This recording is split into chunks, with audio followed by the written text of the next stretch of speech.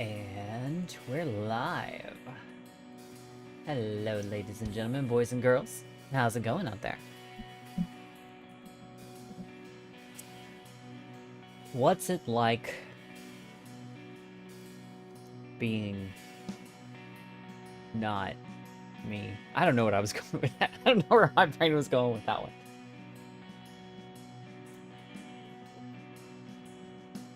But now I need to feed the dog because she's going to bother me. Like, she waited until I sat down. Like, I've been sitting here for like 30 minutes getting things ready for my stream. She didn't come over and bother me once, but as soon as I hit start streaming, as soon as that intro music starts playing, I hear this ka-thunk, clop, clop, clop, clop, clop, clop, clop, clop, her jumping off the bed, and then her little paws, little nails, tip-tapping across the floor. Here, take this. Be bribed, go away. And there she goes, clip-clopping back to the bedroom. And that'll keep her busy for about 5 minutes. Just long enough for me to get into the game. She doesn't need anything. She doesn't want anything. She just wants attention. That's all she wants. Nothing constructive to be had here. Like she's got to go out, she needs food, water, nothing important. She just wants attention. And she waits. She doesn't get it when she can get it. She waits until I'm busy with something else. come in here.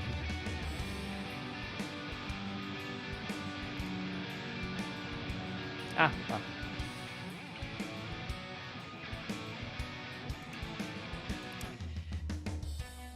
I'm gonna go ahead and fire up the game. I'm playing a lot of RuneScape lately in my free time. So I'm even further along than I meant to be, and then we'll see. There's just so much to do, I can't stream it all, but...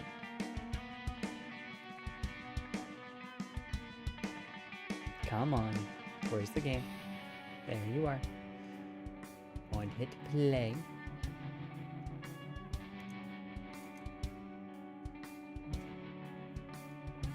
And I'm going to move the OBS window over to one side.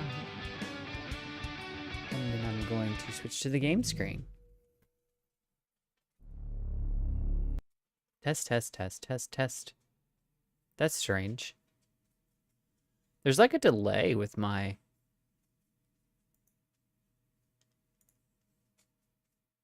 Test, test, test. 1, 2, 3. Okay. There's like a delay with the text-to-speech. I don't know. Or the text-to-speech. The mouth movements on my puppet. But I'm just going to pick up where we left off, kids. Right, so we did back surgery on ourselves. Yanked the thing out of our back. And, yeah, now we're... Got into the elevator. Went all the way down.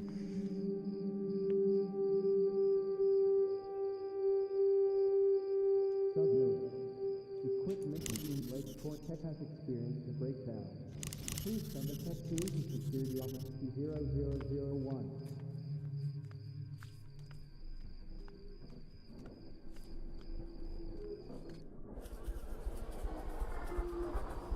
Oh, I don't like the flies buzzing. That can't be a good sign.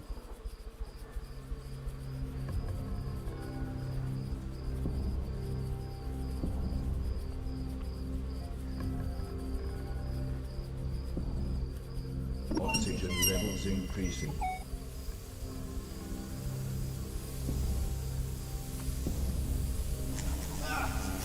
Oh. No warning. Okay, we're just eaten by bugs. I should have guessed that was the hazard.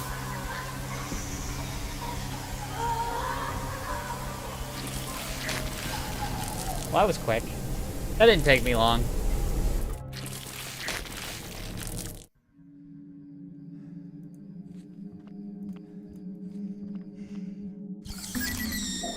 Are you fucking kidding me? What? It's some sort of insect. Keep your distance. It's tied up. Doesn't look like it can get loose. Tied up. How big is it? Big. Security office 0001.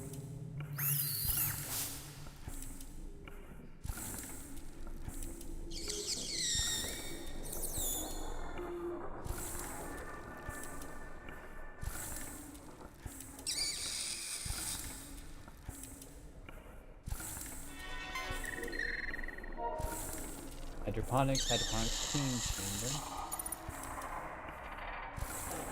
Reports the Queen's life cycle, week 93. Monday, healthy, docile, responsive to stimuli, milking as normal. Tuesday, no activity. Wednesday, healthy, heightened aggression, recommended, milking with only experienced staff. Thursday, no activity. Friday, healthy, highly aggressive. 3 personnel wounded and milking. Saturday, healthy, quiet, unusual brooding behavior, milking normal. Sunday, healthy, aggressive, 1 fatality via venom pouches. Venom pouches. Oh, what's this gonna do?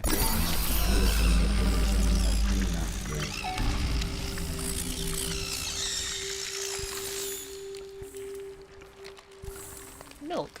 It's bug milk. We got bug milk, kids.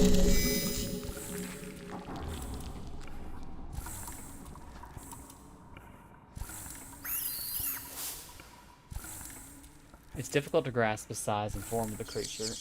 Oh, its udder-like protuberances spout from its bulbous abdomen, while the pincers stab at the air.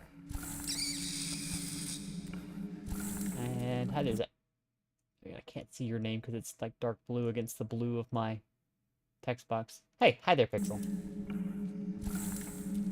I'm pretty sure if I walked up and touched this bug, it'll kill me. You know, YOLO. Oh, it just eats me. Okay, there we go.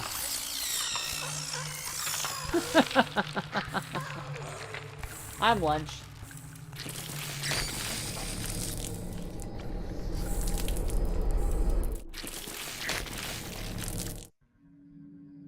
Alright. Let me go back in here. Are you fucking kidding me? What? It's some sort of insect. Keep your distance. It's tied up. Doesn't look like it can get loose. Tied up. How big is it?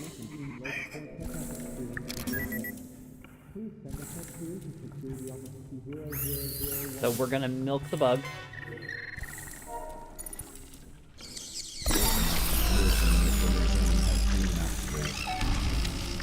Bug milking. Bug milk. You want some bug milk, Lucy? Too bad, you can't have it. We're still here in front of it. There was another option. Akiza Tinshu. Personal logs. Milk the bug. One hell of a way to start the day. Also, hello. Hi, Pete. How you doing? February 20th. Oh, praise God Almighty, I couldn't be happier.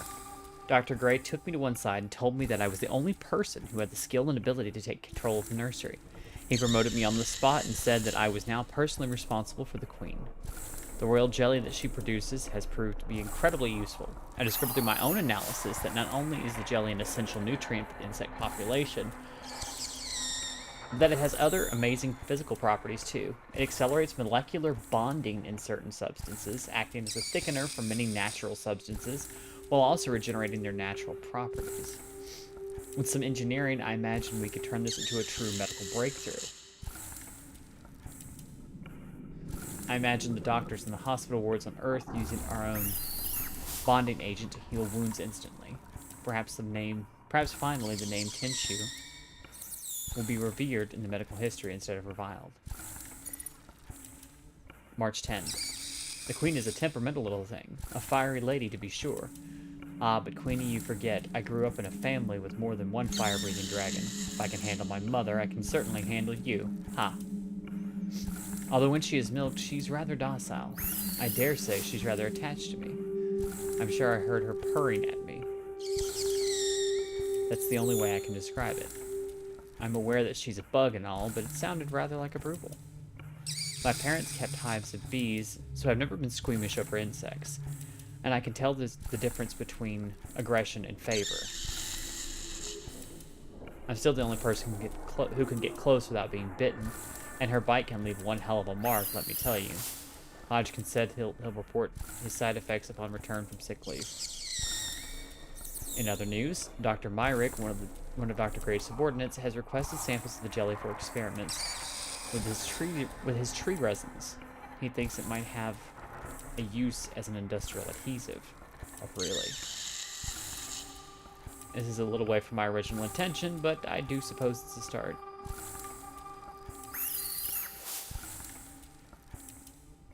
I try so hard to be positive. Sorry, August 12th. I try so hard to be positive, but to be the person... I try so hard to be positive, to be the person whose enthusiasm never once flags nor fails. But when you start hearing rumors that appall you to your very core, I tried to shrug it off, but recently it's become harder to deny it. I've been hearing sounds from the elevator shafts. The sound of a wailing infant, crying out in pain before being suddenly silenced. That is no rumor. Sometimes I lay awake at night, and I swear I can hear the crying of children. I can't be dreaming. I saw Ingracia to confess my fears. He gave me a prescription to help me sleep, but something in his eyes said that he knew I was hearing something real, and worse, it was something he was hearing too. More rumors. Dr. Milan is using children in his research. I have to ignore it. If it were true, Kane would remove him immediately. Surely. Even Dr. Gray appears to Even Dr. Gray appears to find it an uncomfortable subject for discussion. And this is a man who slept easily when Isaac had his left cheek torn off by the Queen.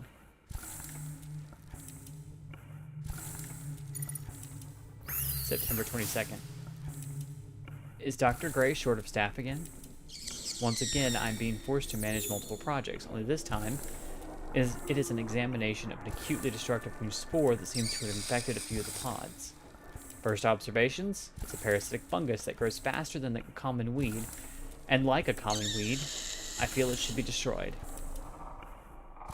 But I know that Dr. Gray won't do it.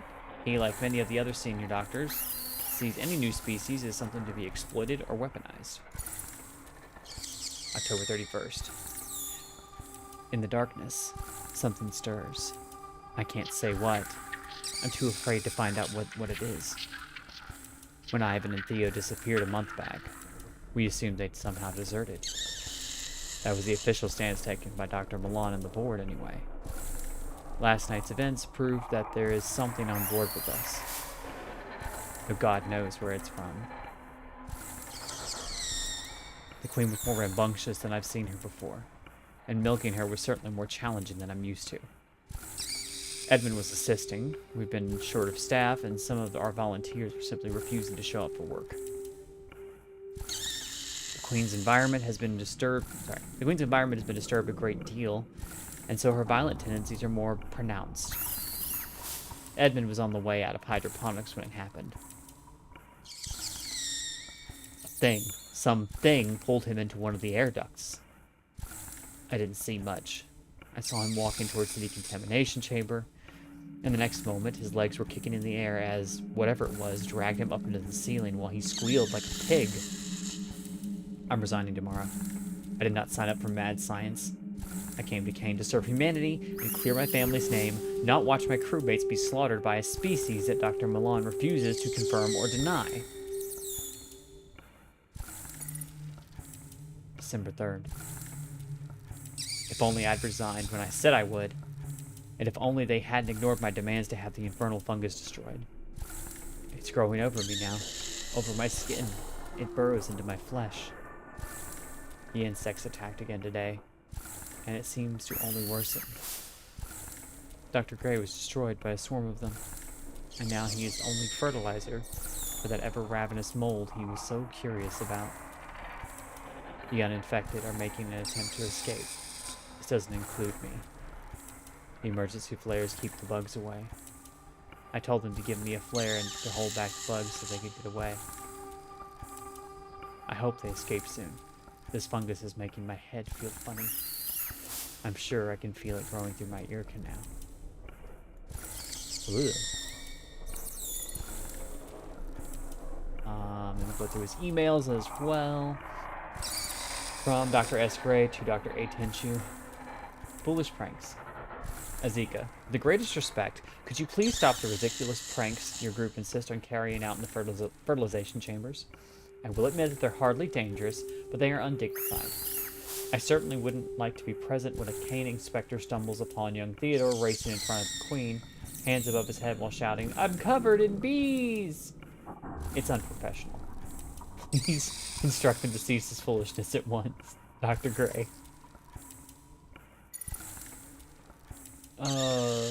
Dr. E.F. Way to Dr. A. Tenchu, a matter of spirit. Akiza, don't worry. I don't think you're losing your mind. Ghosts are a possibility, but I suspect that what you're hearing is perhaps the sound of devices playing in other parts of the ship. I do believe at the moment that the corporeal world and spirit world are very much divided, so try to calm yourself. If you would like, I can talk to someone in cargo about the strange sounds, and I wouldn't worry about it. This island is full of noises, but pay them no mind. For once, I'm quoting Shakespeare and not the Bible. Get some sleep, and maybe do fewer night shifts. Eleanor. Wow.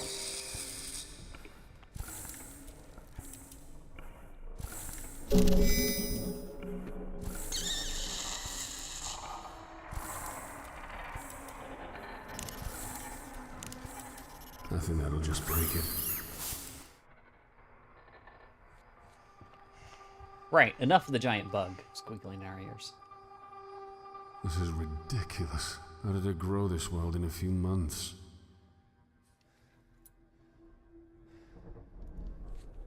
Who told you it's only been a few months? These plants can naturally develop this fast. Kane developed the technology to accelerate plant growth. Oxygen is big business.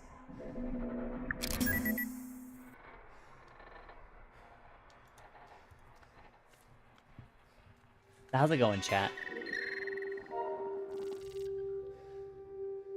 Dr. Sebastian Gray. January 2nd. Finally. We have more room for the linseed Harvey strain, which I've been working on so hard. It's days like this that humanity truly proves why it crawled out of the ocean before any other. My section has been expanded. I have more staff, true. But they are drones and have little other function. Now we can expand the research potential of Project Kitchen Knife and see what else the plants can yield. All good, how are you? I'm pretty good. Sitting here playing a spooky, mostly narrative game. Kind of piecing together what happened with this place, you know? Each section kind of gives its own story, details here and there about like how people lived out most of the last year on this ship and up until they stopped leaving logs altogether. So far, other than a couple of creatures, I've not physically run across anybody else.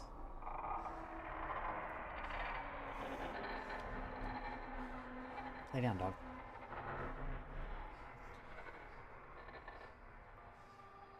Two people have been in radio contact, but that's a whole other conversation. The oxygen production rate is quite unlike anything my initial projections could have predicted.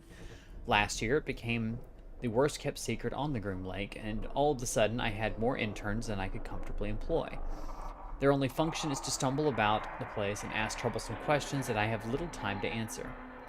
If only our world was more like that of insects. I have plenty of workers and drones, but none of the unwavering loyalty. Bees work and work. The faith in their queen unquestioning and constant. That kind of loyalty is beyond price. These interns of mine have their uses, I suppose. We always need volunteers willing to get close to the queen. February 16th. Am I surrounded by incompetence? One of those imbecile interns got too close to the queen and she showed him her affection. Quite amusing, though, not to him. This means I must attend another accident debrief with the board, though Dr. Milan does love to test me. I see him up on the hearing bench, and he grins at me in that supercilious look that he's perfected over the years. I suppose that I have to thank him for my current position. It was his recommendation to the board that made them hire me in the first place. Still, I believe he has come to enjoy these little power plays. He does so like to keep me under his heel. That, my dear doctor, is only a temporary situation. Once this project is complete, the chess games that we play so often will no longer be our only battleground. Regarding the project, some of the bug eggs failed to hatch properly. I suspect this is why the queen was more aggressive than usual. There are more than enough drones to continue the collection work. The unique chemical properties are doing wonders for the plants, although I'm running short of interns prepared to work in close proximity to them since the last incident. The worker I appreciate most is Akiza. I was astonished to discover that she is related to the legendary Dr. Tenshu of the eugenics wars. I did consider mentioning it to her, but I sense she is oddly ashamed to have him as her ancestor. If it wasn't for men like him, our profession would be a hollow shell of what it is now. Then again, if it wasn't for him, genetic research wouldn't have been put back by several generations, now would it? The ethical quandaries we face as men of science. June 16th. The insects are restless. They rumble in their apiaries and are more aggressive than usual. My personal deduction is that the presence of the Marine thugs aboard the ship are the cause. Armed guards all over the place. I was stopped by one the other day and asked my reasons for going into hydroponics. Well, after explaining I was the head of the damn project, I had the guard removed from his post and then the ship. This is insanity. How am I expected to progress with these thugs around? How am I expected to progress with these thugs around? September 23rd. I recall complaining about the inundation of interns. If only they were still here now. Both Ivan and Theodore disappeared from their rooms last night, and I've had to speak to security about their whereabouts. They were Akiza's assistants, and now the production of the Queen's Royal Jelly has slowed exponentially. That's been a huge blow, but a rather extraordinary anomaly has appeared in our growth pods, a hitherto undiscovered strain of fungus.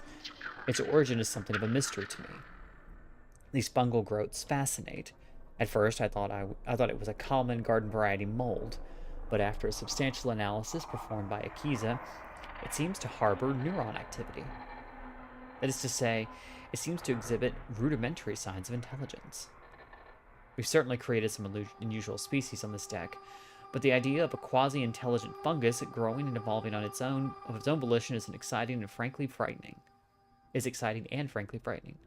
I've asked Akiza and the remnants of her team to cultivate it, but exhibit caution where it is spread. So, interesting point on this. I actually saw a thing the other day where someone was talking about that there are species of fungi that can actually communicate with each other. Like a neural network kind of thing. It's a little... Look, I'm not saying the mushrooms are going to kill us all, but I wouldn't be surprised, you know? If I said Falungal frigil pop, would you understand? No, you would not. Don't pretend you would, you silly moose. Also, hi. Well, I won't pretend then, Shady. Even if I do understand it, I'll just pretend that I don't. Hi.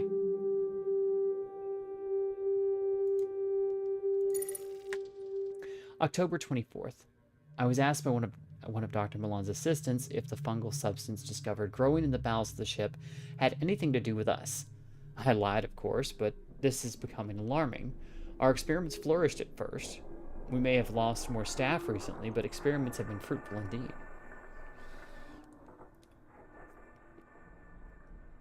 Confidentially, the properties of the fungus is both extraordinary and terrifying. It has a remarkable ability to take control of a living subject's subject's central nervous system and hypothalamus, as observed in the monkey we used for testing. The monkey shrieked and thrashed and raged for the first few days after it was exposed, and then it became quiet, observant, and uncannily intelligent. It's certainly aggressive, but then again, which viruses aren't? December 1st. No. We've officially lost control of the deck. Eden now truly belongs to the beasts. We've seen strange things. I watched as the fungus took control of my deck. I took control of the deck as it spread through the staff. And much to my shame, I watched their deaths and examined their bodies. Nobody can cross the pods because the bugs are so aggressive that when Solomon went through in a rad suit, they ripped it from his body and stung him to death. It took mere moments. Still, I live in hope that the insects will remember me, their creator, and perhaps see me as one of their own. There are no more entries after that. I'm gonna say that he was incorrect. From Dr. A. Tenshu to Dr. S. Gray, my family. Dr. Gray, I do not wish to seem unprofessional or impolite, but I would ask that you do not press me on the subject of my ancestry any further. I was nearly refused entry into medical school on the basis of my family's background, and the torment I suffered at the hands of my school peers regarding my great-great-uncle was unbearable. I am fully aware of his actions, and I've seen countless photographs and documentaries of the consequences of his work. I took this position to change our world for the better, not to be reminded of the skeletons in my family's closet.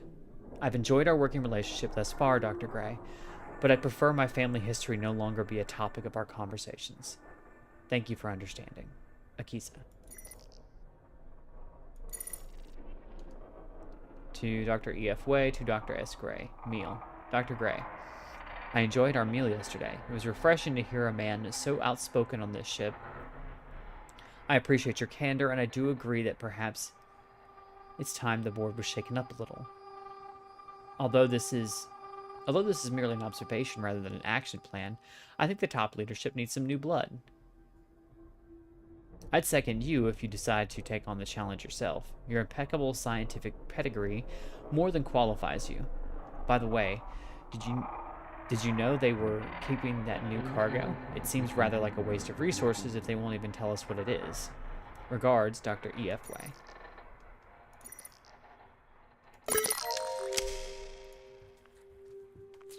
How you doing over there, Shady? Report. The Vaporizer. The Vaporizer, the perfected Mark VI model of the Kane Corporation Trans-State Modifier.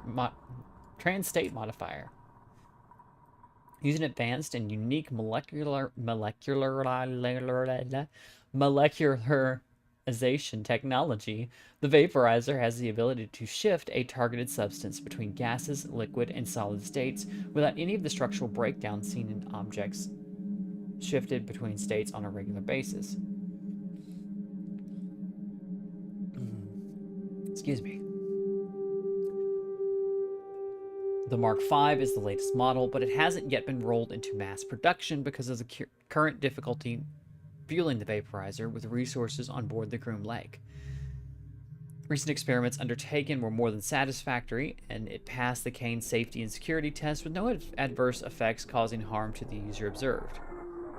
It has been graded level 4 because of the specific nature of its technology and the limited quantity of existing vaporizers.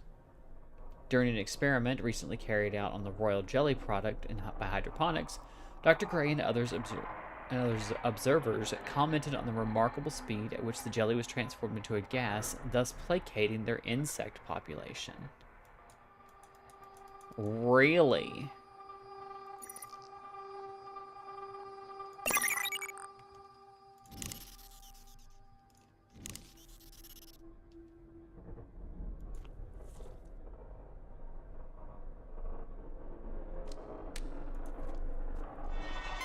You're rather swell? That's rather swell. Chamber compromised. Chamber is not attacked.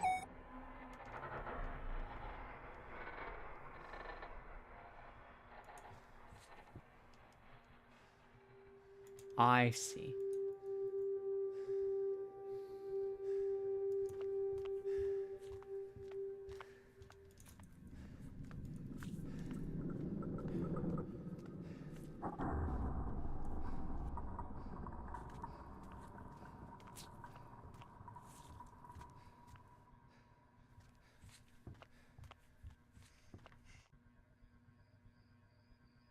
Right, so we've got 3 doors, and I can't go very far in here, but I can...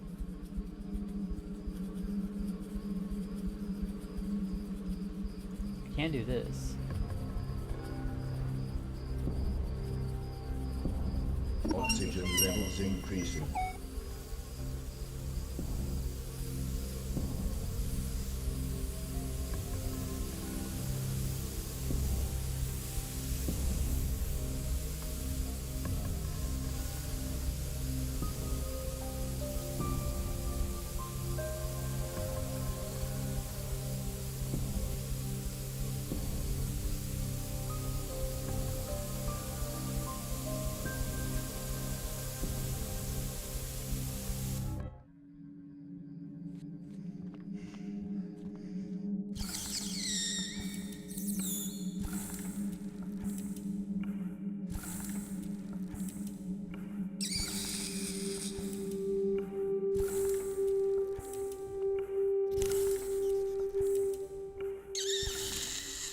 I don't think this will fit. I can try to make it fit, but it may...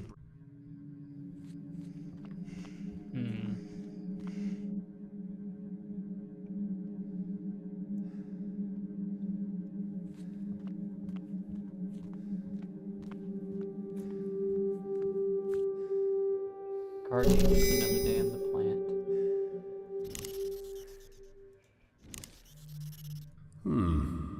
Maybe. No. If I can get more of the milk. The milk.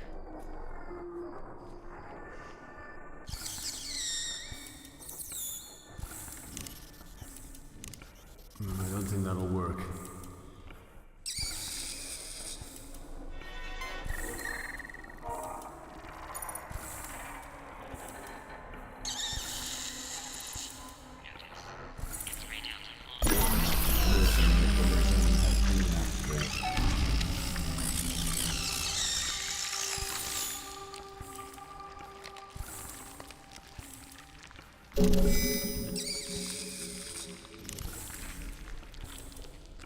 No, that's ridiculous.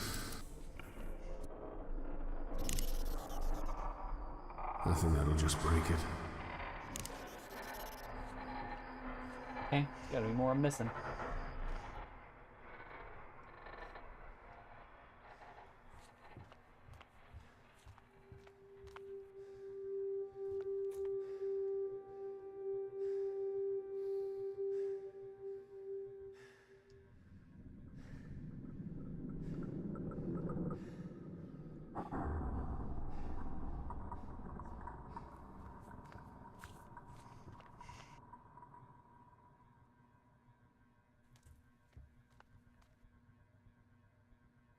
Another locked door.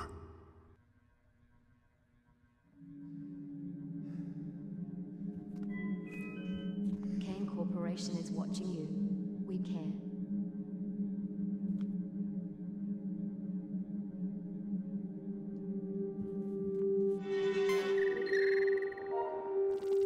There's logs, more logs. Good for something to interact with. Vaporizer chamber compromised. Chamber. I'm gonna have to find a way to seal that vaporizer up.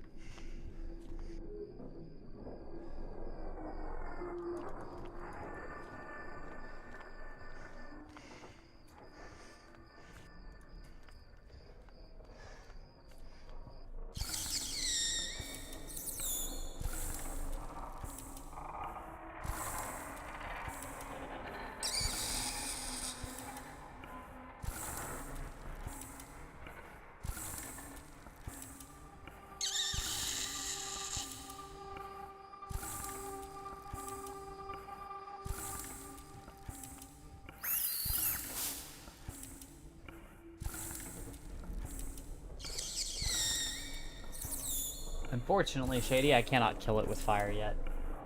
But don't worry, I'm pretty sure it dies horribly. Even though it didn't really ever do anything.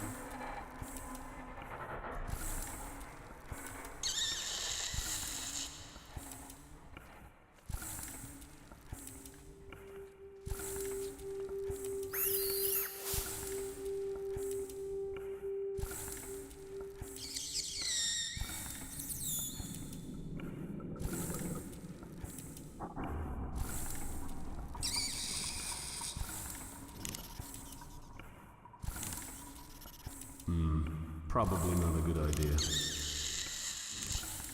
I don't know what I was thinking there. It doesn't work like that. Exist, that is enough. I ain't no Buddhist monk. Yeah, I'm gonna save real quick because I have an idea.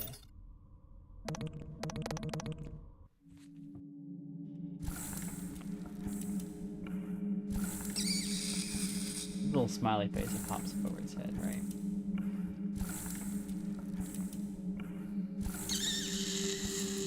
I'm gonna wait till that pops up and I'm gonna click on it. See what happens.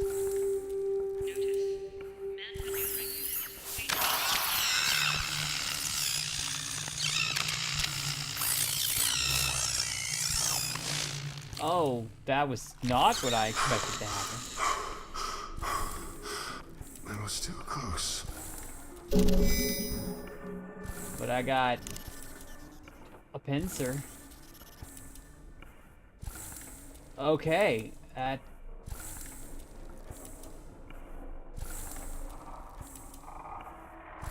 Right.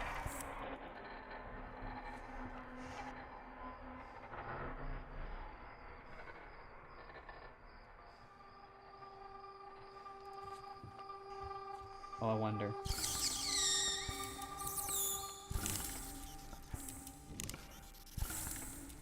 Use this to chip away at the amber.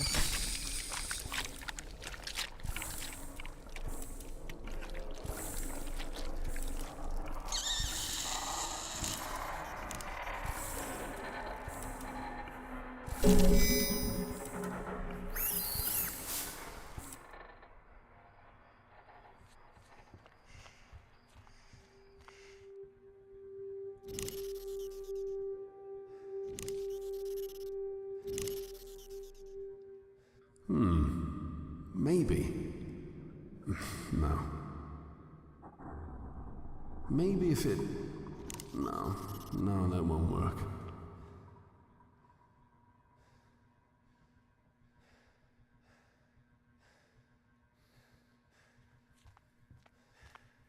Alright, that should work. Breakerizer activated.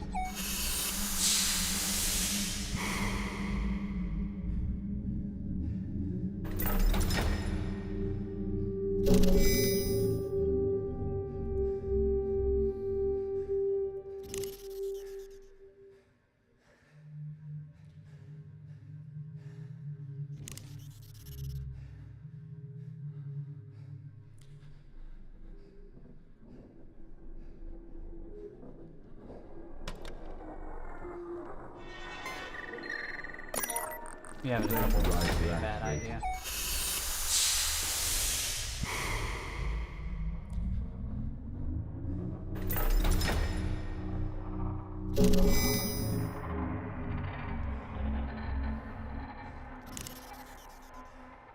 Oh, well. I guess I'm only allowed to have one.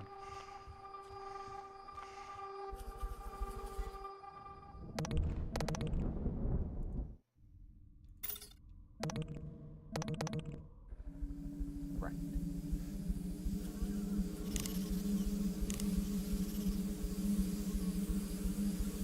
I think that would break.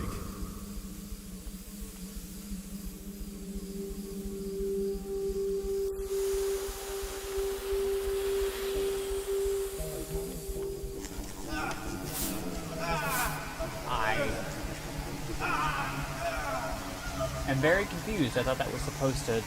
No. Come on.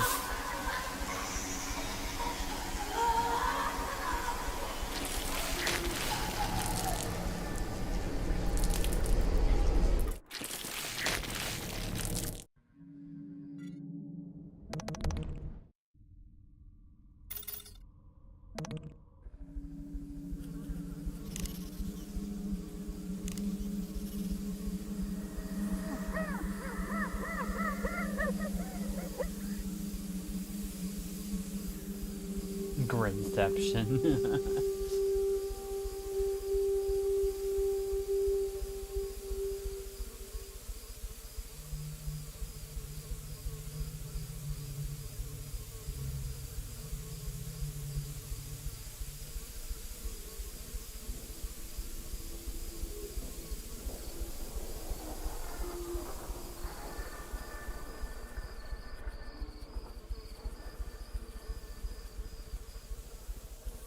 I can try to make it fit, but it may break.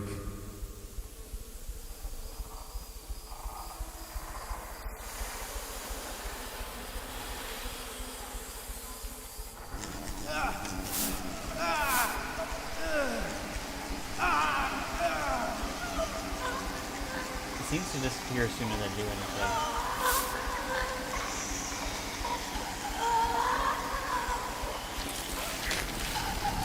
I'm not sure if they want me to do things. Oh, your little sleepomancy is not gonna work on me tonight. I have things to play.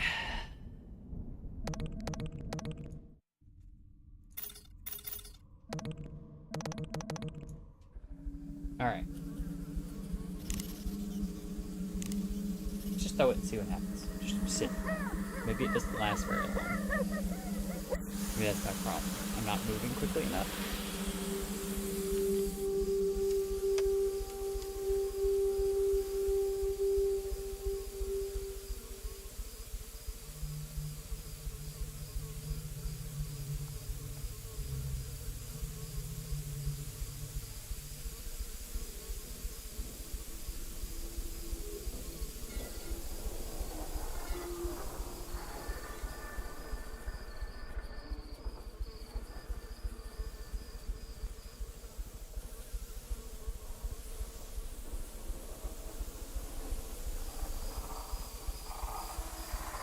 Shady, you genius. Why didn't I think of that?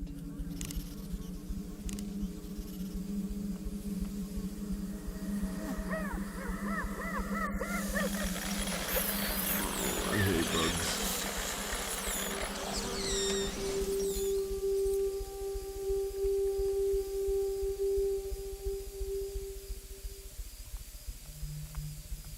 Good idea, Shady. Thanks. 1. Oxygen levels increasing to dangerous levels.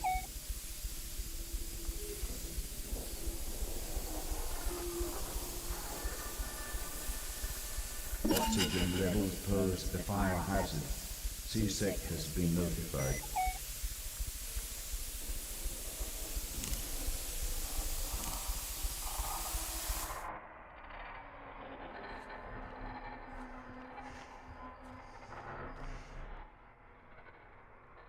Fire hazard. I hate bugs, yeah. So does he. So do I. So does a lot of people.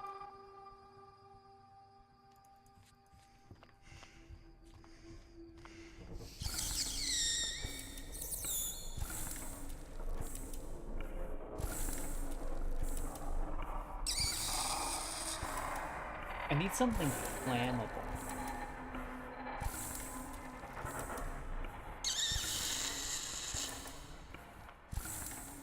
Lucy. Honey. Not right now. Lay down.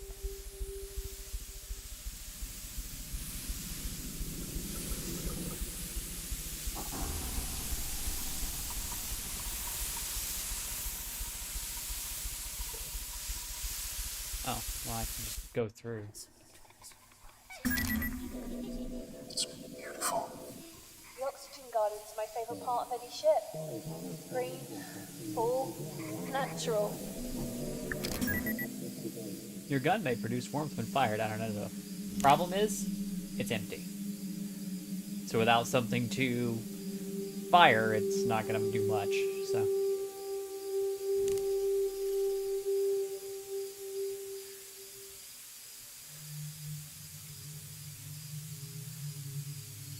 The vines surrounding this body so completely that you're surprised when you notice it still draws breath. Unconscious, this soul must have been resting here for a while, unless the vines grow incredibly quickly.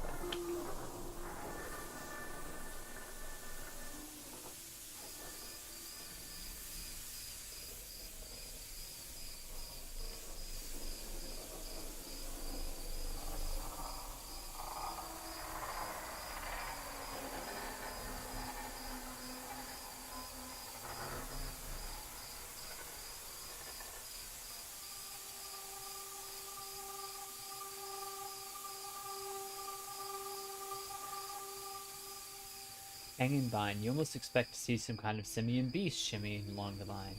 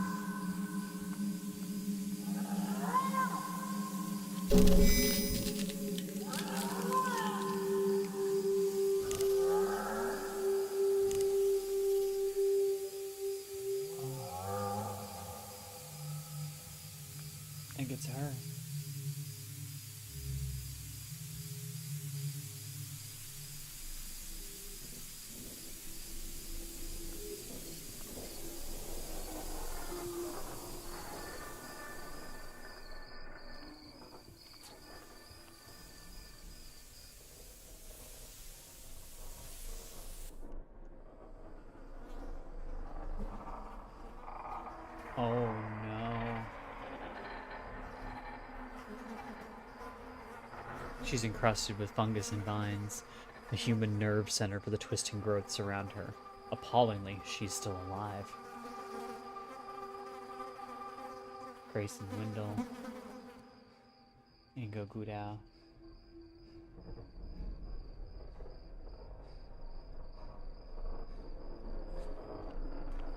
Oh, God.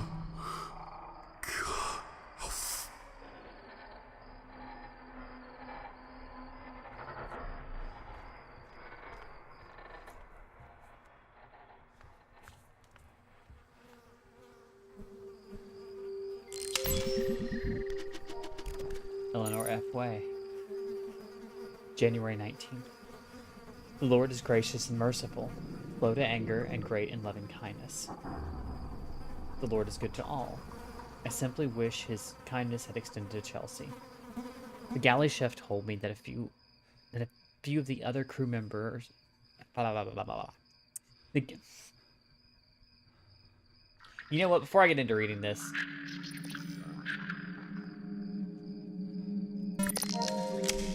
I'm just gonna pause here, take the dog out, get her off my back for a minute. So we'll be right back.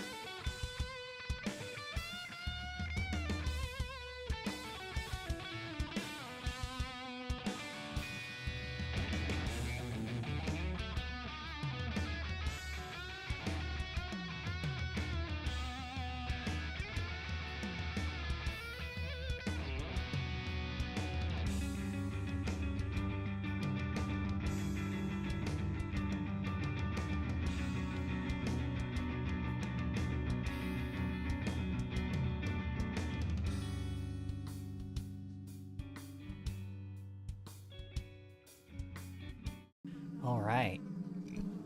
Excuse me. We're back. Oh, we're back, apparently. All right. The Lord is gracious and merciful. Sorry, January 19th. The Lord is gracious and merciful, slow to anger, and great in loving kindness. The Lord is good to all. I simply wish his kindness had extended to Chelsea. The galley chef told me that a few other crew members are uncomfortable with having an ARG patient on staff. I asked if her work was in any way below standard, at which point he grew uncomfortable and admitted exactly as I thought. No, she was a superb worker, but his team were uncomfortable with her anyway. Being a geneticist and a Christian may appear contradictory to most, but as their burden, not mine. I believe in grace and mercy. It wasn't Chelsea's fault that she was born an ARG baby. James, my ex-husband, blamed me. James wanted her terminated, and when I refused, he packed up and left. That suits me. I'd rather be without an unloving husband and father than without my beautiful child. And she is beautiful, a gift from God. And for a ship full of the most supposedly forward-thinking people in the galaxy, their aversion to her condition repulses me. An ARG, baby? What's ARG? March 20th. Tolerance and patience are virtues greatly praised by the Lord. But aboard the Groom Lake, I find my stores of both of these virtues are sorely tested.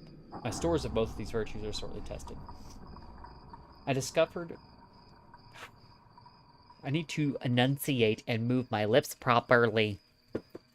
I discovered through one of my subordinates that a new shipment arrived on board a few days ago, destined for Project Seed. My disapproval of the dangers of Seed are no secret. Considering the size of the shipment, the clear attempt to cut me out of the loop regarding the delivery, I suspect some of my colleagues are trying to mask the precise nature of what it is that has arrived. If it is as I suspect, there will be no, and I mean no, lengths I will not go to in order to depose Dr. Milan. Kane Corporation is a company for the promotion of the sciences, not for the sinister schemes of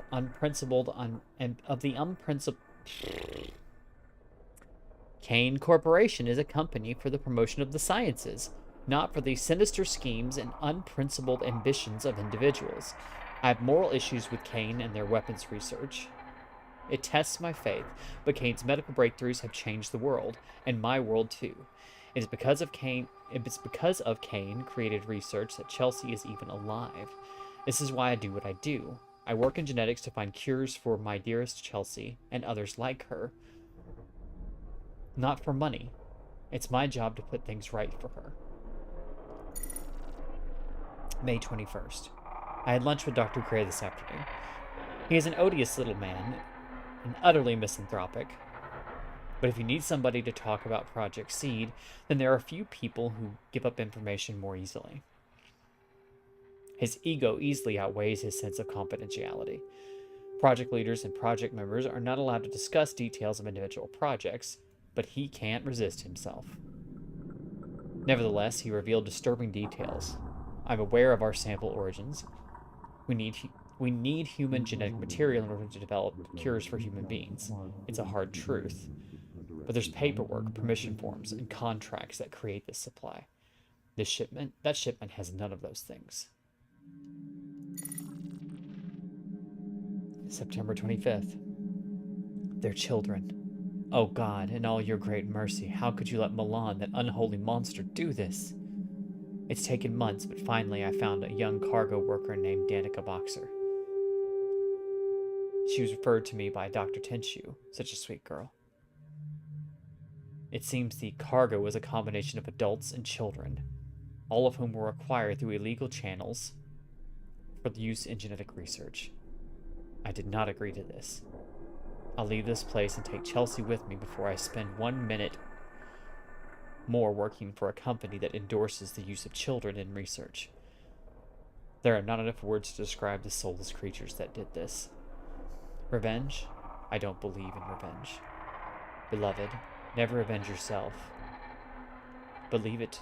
Beloved, never avenge yourself, but leave it to the wrath of God, for it is written, vengeance is mine, I will repay, says the Lord.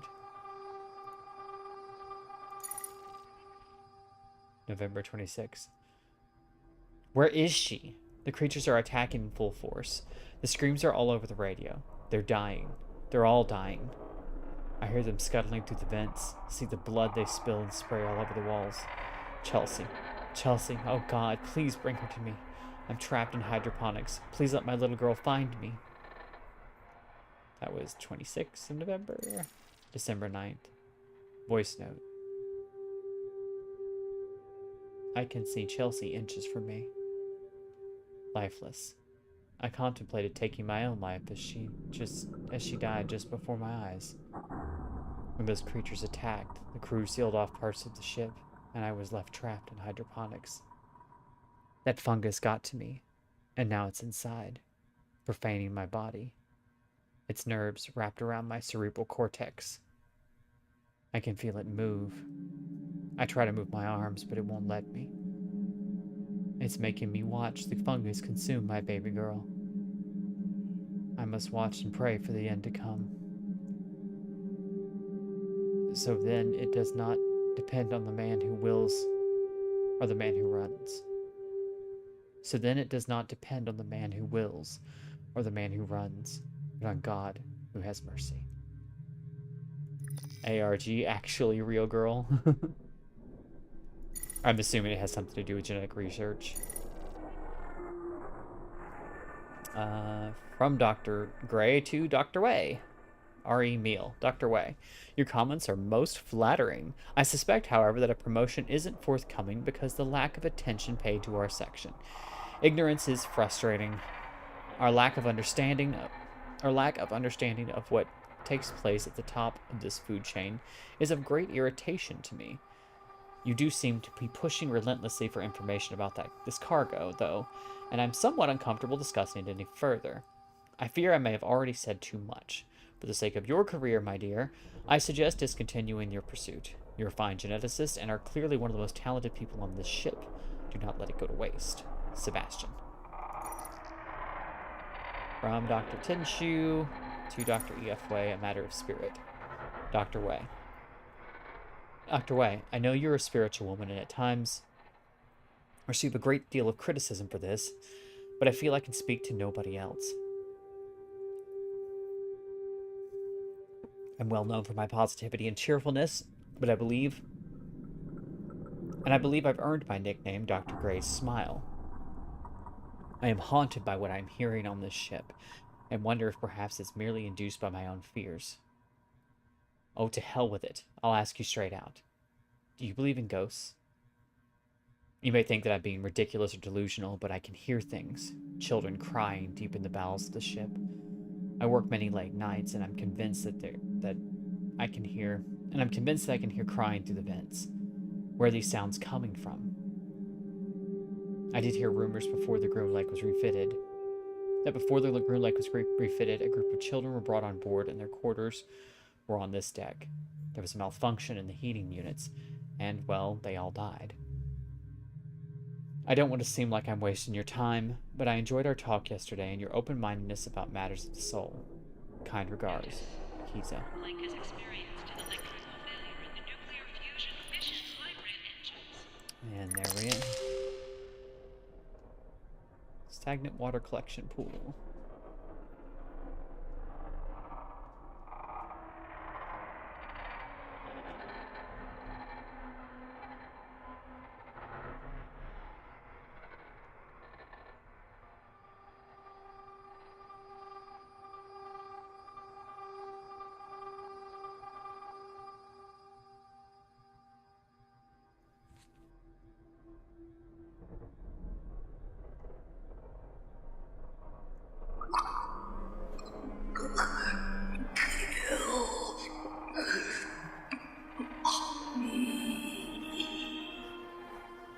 Get you out. I can cut you free.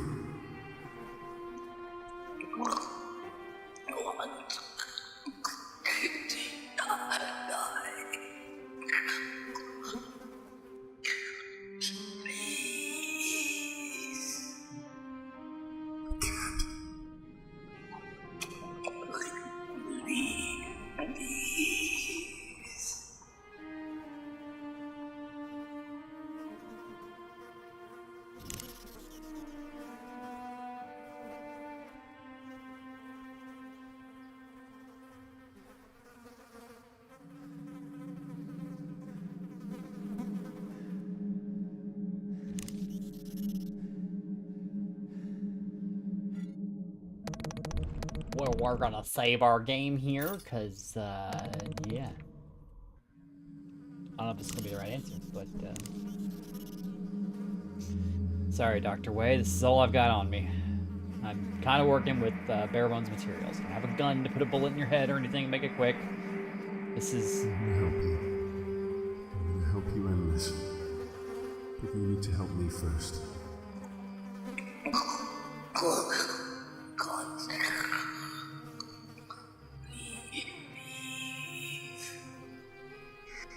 I don't need you to leave.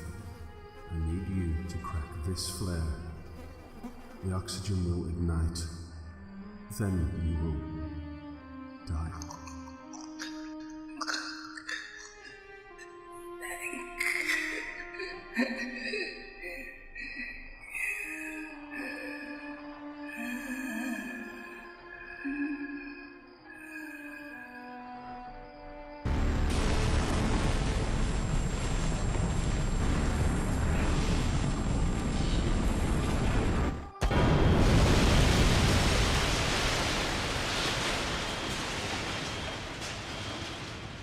Extreme external temperatures detected. Plug suit has regulated body temperature to benchmark level. The fire systems just went haywire over here, John. What did you do? I cleared the vines. With a flamethrower? Something like that. yeah. Something like that. Fire in Oxygen Gardens 1, 3, 5, 6, 9. Fire in Oxygen Gardens 2, 7, 8. Fire suppression system activated. Warning. Fire suppression system compromised. Warning. Shit. Oxygen production has been compromised. Are the fires still intact? Oh, God, please don't say you burned them out. Just the one on this level. It's caused a chain reaction, John. They're all going up. We have a time limit now. Hours at most. You could get my daughter right now.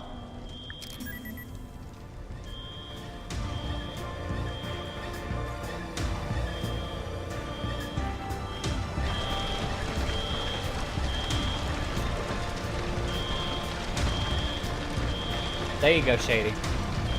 The bug room is on fire.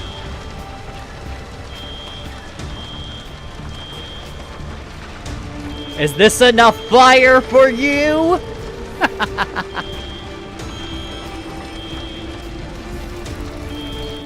Look at our girl.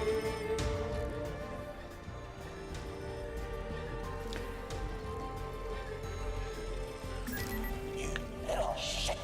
What have you done? Listen to me. Fire cleansers. Mr. Manager, I'm gonna make sure you burn for what you and your friends have done to me.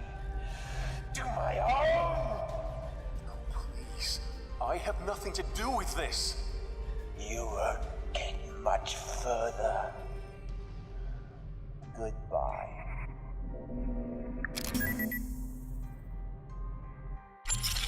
Where is she, Tina? Where is Rebecca? She's in a containment area at the other end of Seed.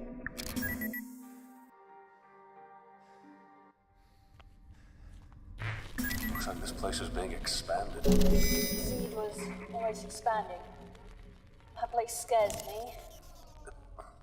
Thanks. Oh. Sorry.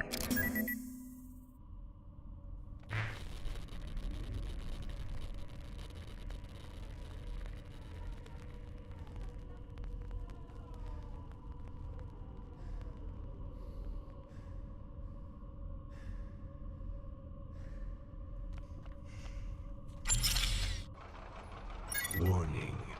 Halothane hepatotoxicity is at an elevated level.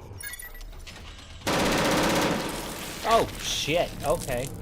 Remember your time limit. Yeah, it's more thematic than it is the actual time limit. Where is she, Tina? Where is Rebecca? She's in a containment area at the other end of the sea.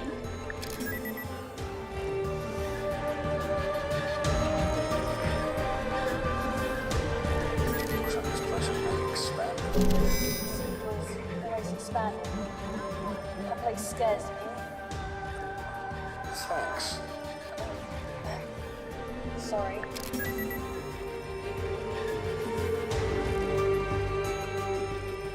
Hey, you can stop playing the dramatic music now. We get it. We get it.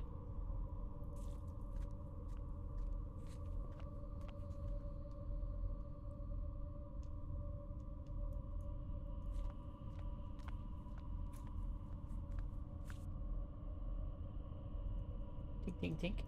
No? Okay.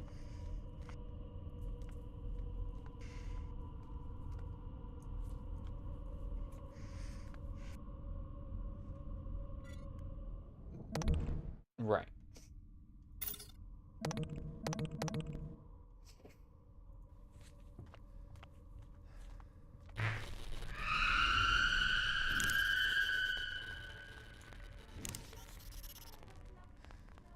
I don't know what I was thinking there.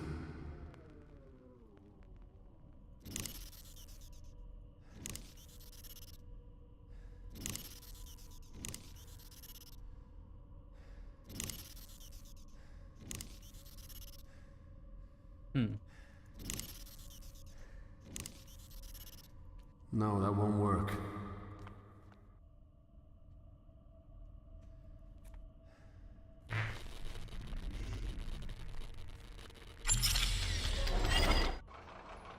Warning. Halothane hepatotoxicity is at an elevated level.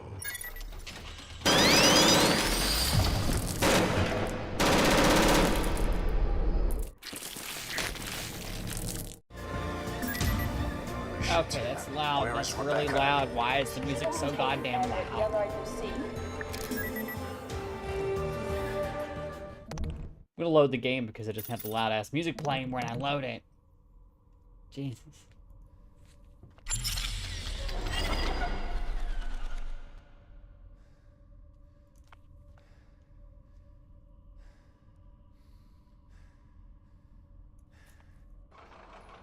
Warning. Halothane hepatotoxicity is at an elevated level.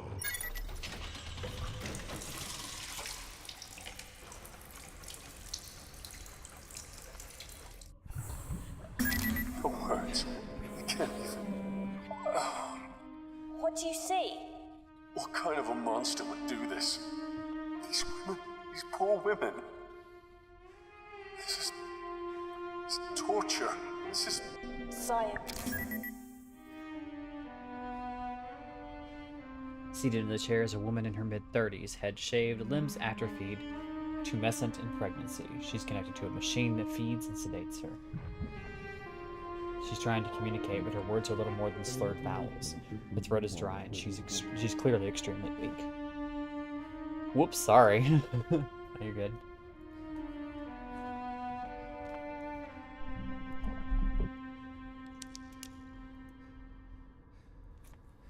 Okay, this is gonna mean something, but I'm not sure what yet. You remember seeing Renaissance-era sculptures of nuns in Holy Communion, their eyes rolled back, bodies contorted in ecstatic agony. There's a hint of that expression across this unconscious woman's face. Portable defibrillator. A defibrillator. And it looks like it's fully charged. Division of Kane Corporation. I'm just gonna save our game again. Because I'll have to deal with almost getting shot. These women must have families and lives. You can't do anything for them now. Soon this ship will run out of oxygen. They won't be in pain for much longer. And a second in this place is more torture than anyone should bear.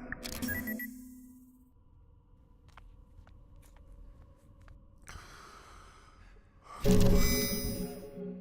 here to help.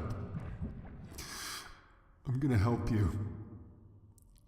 Just close This is your kind of eyes. giving me the willies. I'll catch you later. That's fair. This game is much more psychological than it is a jump scare horror. It's just more witnessing what all of this corporation is doing, the evils that unchecked greed can Just go to. breathe in and out.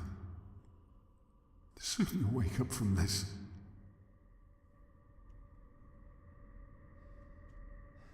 Hybrid fetus. Oh, that's not a good sign. An organic pulsing fluid sac holds the fetus, the external placenta. An external placenta, there's something noticeably peculiar about this artificial placenta. On closer inspection, there are tiny, ragged apertures across its surface, almost as if it's being eaten at from within. There's a calmness about the suspended womb, but the pungent smell of amniotic fluid makes prolonged observation unbearable. A sack of organic matter sways peacefully in its slumber, punctuated by the pulsating movement from within. I'm glad they actually added like different descriptions for all this stuff. It's one of the things I really appreciate. It's like these are all three technically the same thing, hybrid fetus, but they each have different descriptions that gives you a little bit more insight into how it's viewed.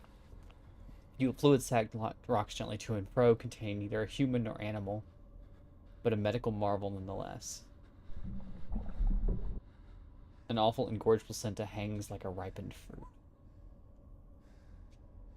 Come here, Runt. You want to see the engorged placentas?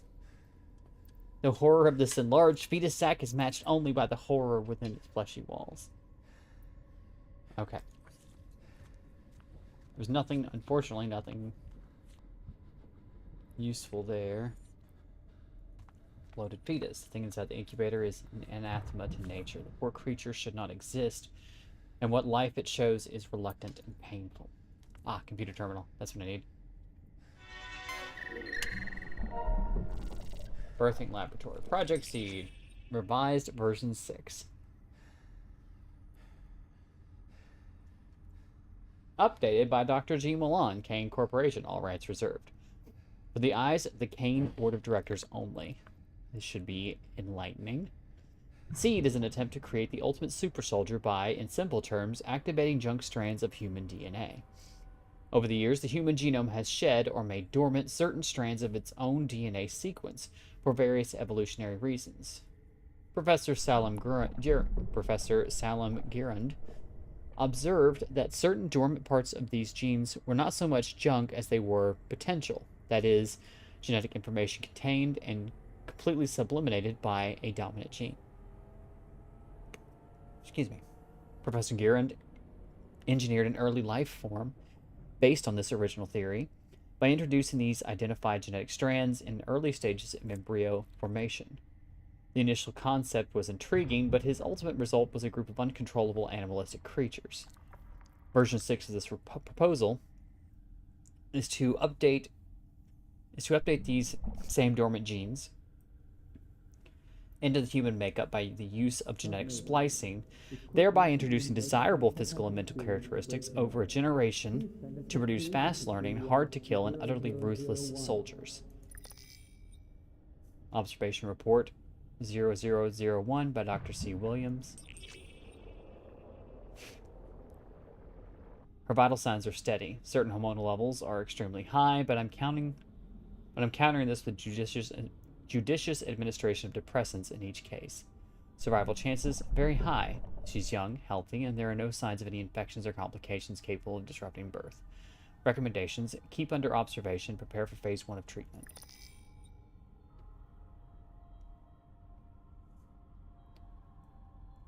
Two by Dr. C. Backman. Subject, despite her promising early progress, appears to be failing. Supposition is that she cannot withstand the foreign genetic structure that is being fused into her body.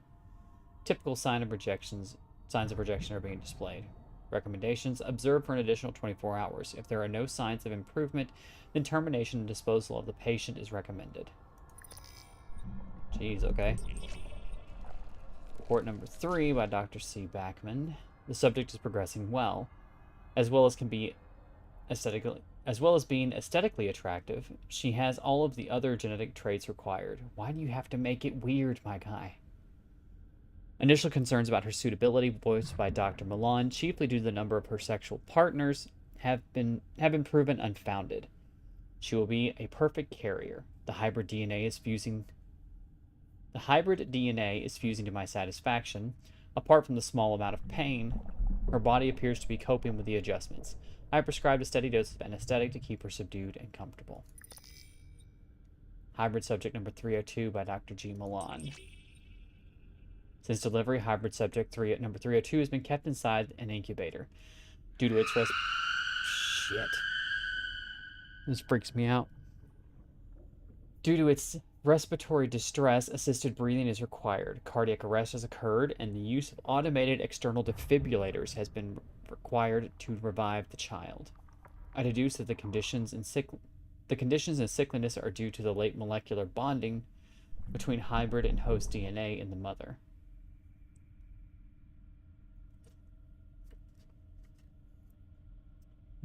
A weak nervous system is also highly likely in this case, but the subject's regenerative abilities can be stimulated with steroids. Conclusion: the child is weak but will survive. The mother is suitable for continued breeding. Ugh. Ugh. I hate humans. This isn't gonna work. I don't think that'll work.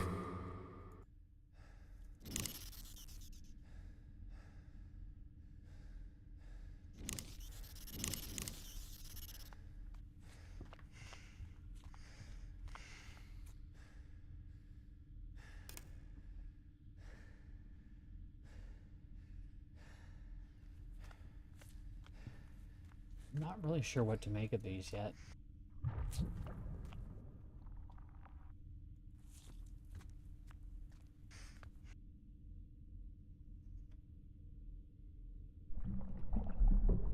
Disconnecting these poor women from the machines and wheeling them away on this gurney would be an easy choice if it weren't for the fact that such an act would surely kill them. Alright. Well, we read the documents. I don't see anything else to interact with here. I think we're going to save, and then we're going to run through the door here. And try to see if we can get to another door before the robot shoots us.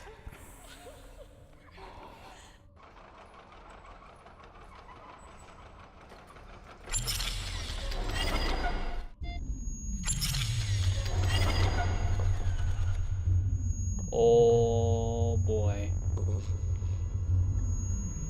Conjoined mass from the failed experiments. A lump of organs held together by wrinkled skin. Bones poked through the flesh in spots. Displayed open human body. Do medical schools ever feature bodies that are so grossly exhibit their internal organs? Eviscerated corpse. In the aftermath of these bodies' evisceration, you can't tell whether its legs were removed or whether it ever had any.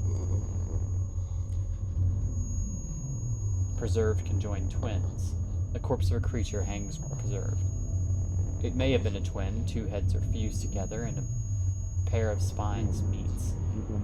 Each spine wraps around the other like a gnarled mountain range. Standard looking human skeleton. Okay, that was large infant skeleton.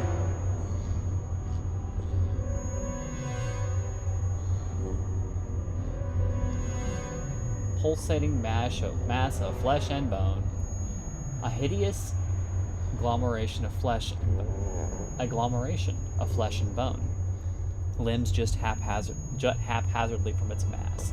It sports a human head that gurgles out of sync with the pulsing of its other parts.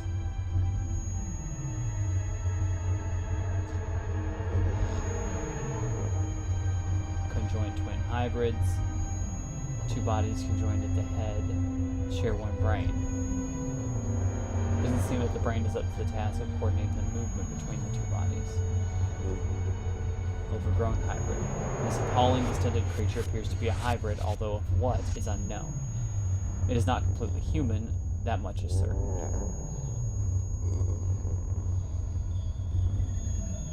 Right. Can you hear me? Do you know where you are?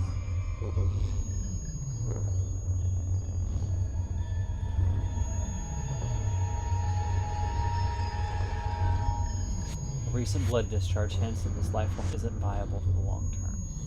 In the long term.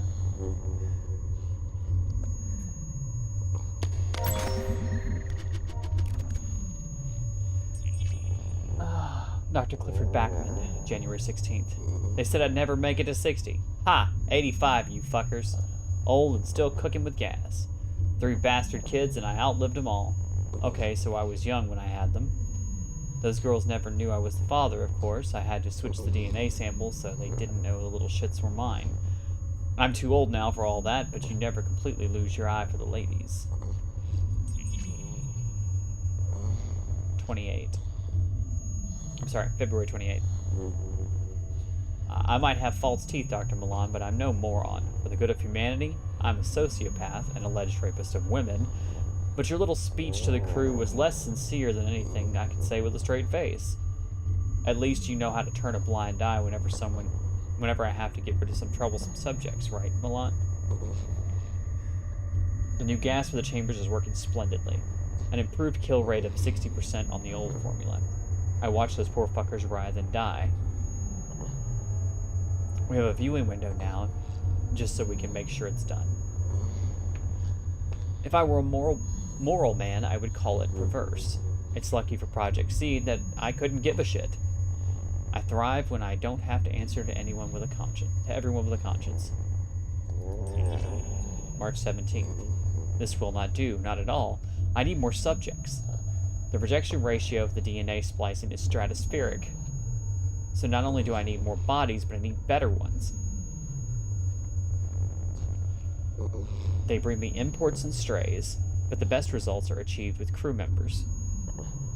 One cannot prey too often on those, of course, no matter the need. My chosen ones were always those who wouldn't be missed. The furnaces are inadequate for my disposal requirements. I am told they're so hot that they could destroy dark matter. They seem slow to respond when burning flesh, though, and the smell is hardly pleasant either. It reminds me of that injured dog I found as a little boy growing up in Missouri. I might just be skimming over this because I don't necessarily want to read that out loud.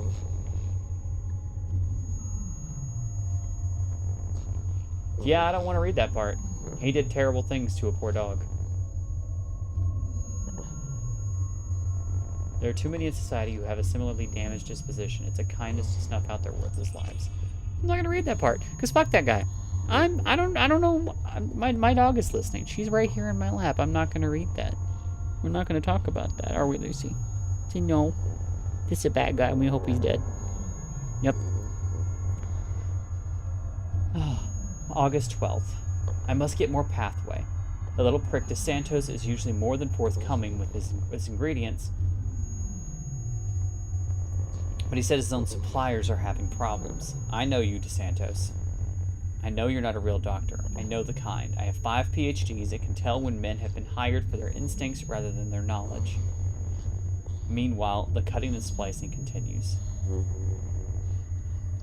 Oh, and Charlotte, we all know about your little experiment, you stupid bitch.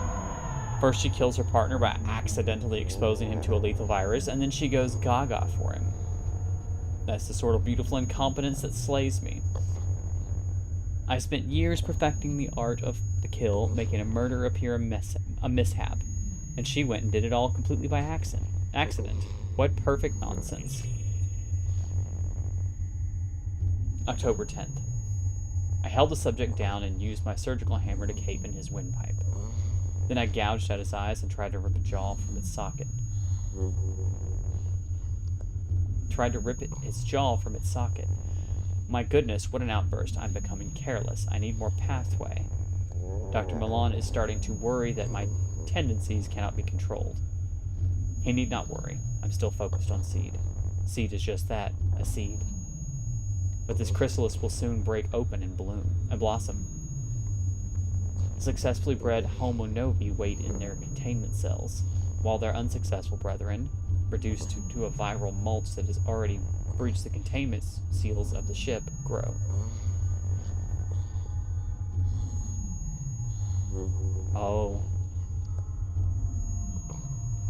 Oh, it's not a fungus at all. Oh no. Homo novi, the little cat-like creatures that are killing people. Their unsuccessful brethren reduced to a viral mulch that's already breached the containment seals of the ship grow. Its genetic makeup might be little more than trash, but it's astoundingly tenacious. And I have to respect that which kills with such efficiency. November 12th. I woke up in the emergency room today. Someone found me on the stairs. I can't remember much. What I do know is that both my fucking legs are up in casts. I better not get comfortable because Dr. Graham says I'll be here for at least a month. I better get comfortable because Dr. Graham says I'll be here for at least a month. December 23rd. We die as the Novi cut us down. But I'm not ready to be replaced by a new species. Our creations are impressive, but I don't share Milan's fanaticism for what is happening here. I must try and make sure one of the lifeboats is available for me. A shame there was not another for that delectable young thing. What was her name? Callister? I would have liked to have her around when the ship was going to hell. She's dead, however. How unfortunate.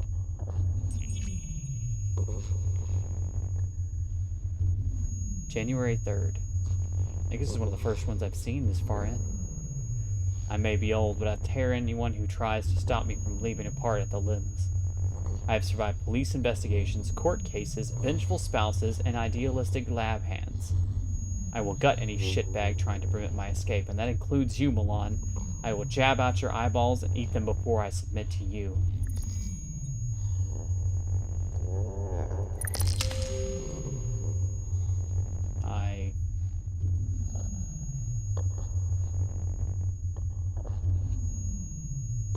I wonder if one of those is him.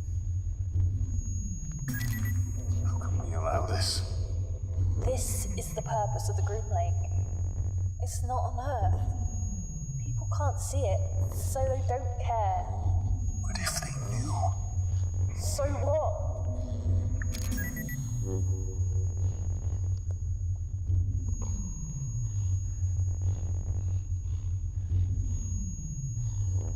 Another PDA. Dr. Marvin DeSantos.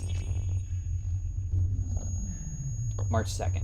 Man, that little bitch from shipping won't get off my back. You fuck a girl real good and she just comes crawling back. If she doesn't get out of my hair, I'll have her moved off the ship. Dr. Milan is a prick, but he looks after me like that. I gotta say, being on Project Seed is awesome, man. Okay, so we gotta deal with some pretty noxious shit, but in exchange I got a lot of protection and an honorary title. Dr. DeSantos. I like it. Dr. Milan knows about my contacts and, quote, private cargo that arrives on board. And I know he hates it. There ain't nobody else prepared to work under Dr. Backman. That guy is one twisted fuck and also one of my best customers. I get imports, sure, but my own private lab is... I get imports, sure, but my own private lab is what manufactures Backman's pathway shit. Funny, I never realized how dependent these smartasses of science are on drugs. Personally, never touched the stuff. You gotta have your wits about you, especially around here. May 15th. Wow, Dr. Williams. Charlotte. I never would have figured scrolled down too far. I never would have figured that uptight woman as a slut, but holy hell, she just gave me the ride of my fucking life. Who'd have thought it? Slinky lace under that lab coat of hers, and for a woman in her mid-40s, a body that makes you want to get on your knees and howl at the moon. Against the table, pressed up underneath the viewport window, on top, underneath, like a friggin' rattlesnake. Of course she's Looney Tunes. Probably thinks I'm her dead husband or something. Like I care, as long as she keeps coming to me to fulfill her needs. Crazy but smart. She has no idea how much I know about her little project. I saw the details. People just think I'm smack talking smartass, but I've been training on the Groom Lake since I was 16. I studied chemistry and genetics, aced all of it too. She thinks I'm too stupid to understand. September 9th. Thinking I could have gotten myself in too deep here. The drug thing was fine, but this whole industrial espionage thing is kind of freaky. I don't think Dr. Milan knows. I know Lincoln watches me with an eagle eye, but he can't know for sure. If he did, he'd eject my ass from the ship with the rest of the failed hybrids, but goddamn, the money is good.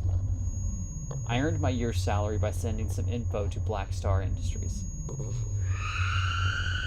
My contact gave me more money than I could conceive for leaking one report. One! I met the guy while I was on leave. He was a smug dickhead who somehow knew what I did, and then he flashed the cash.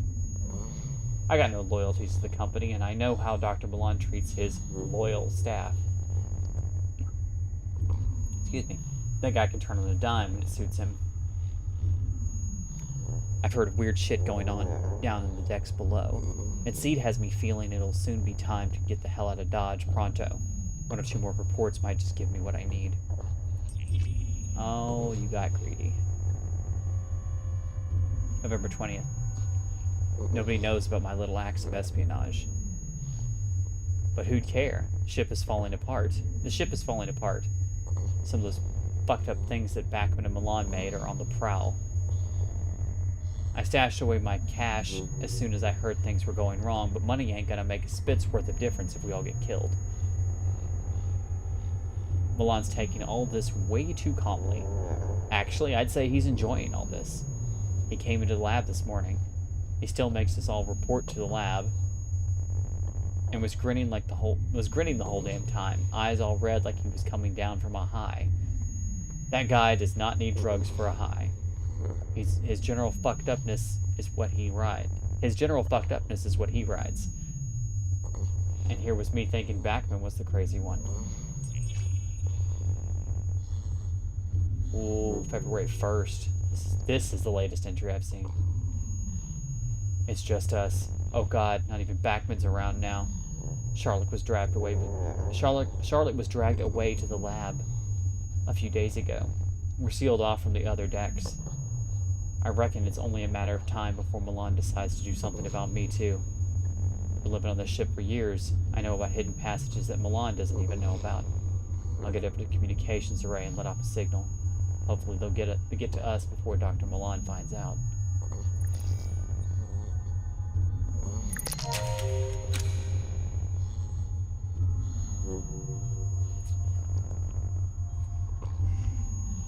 Doggy, I can't If they were listen. more open, this wouldn't happen. Open to who? The people? Governments? Other corporations. What cost? A bit of our humanity, I suppose.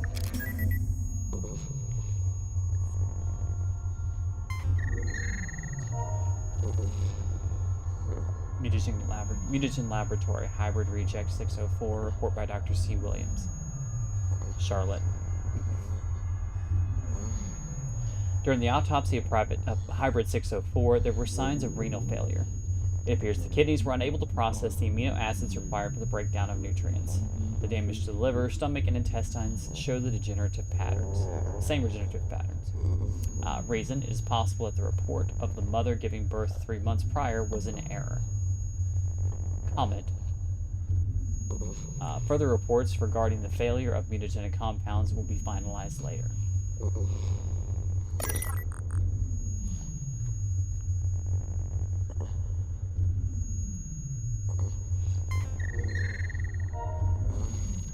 Hybrid Reject C, report by Dr. C. Bachman. Subject died during birth. It can only be surmised that death was due to a failing in the host, as all reports and tests leading up to the birth showed no signs of fetal defect. Upon further investigation of the woman's medical history, it was noted that she experienced complications when giving birth to a child previously. This host would not have been used had this been highlighted. In light of her medical history, I now assume that this was the cause of the fetal distress and death of the subject. Note, host is being kept alive and has undergone 1 transfusion. Recommendation, revoke host's life support order and dispose of the body with hybrid Reject C.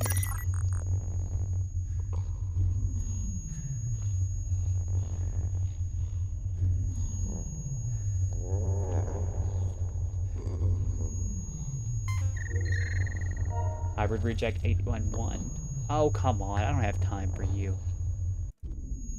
I gotta go over here.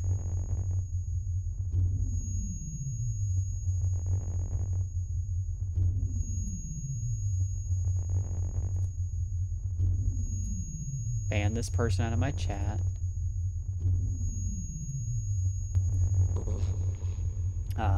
Report by Dr. G. Milan. A highly unusual form of rejection, such as not been observed before or manifested in this hybrid. Also, did I say hello, Cannibalistic Wizard? Said Doggy. She's laying in my lap, being cuddly. She's just sitting here being cute and fuzzy.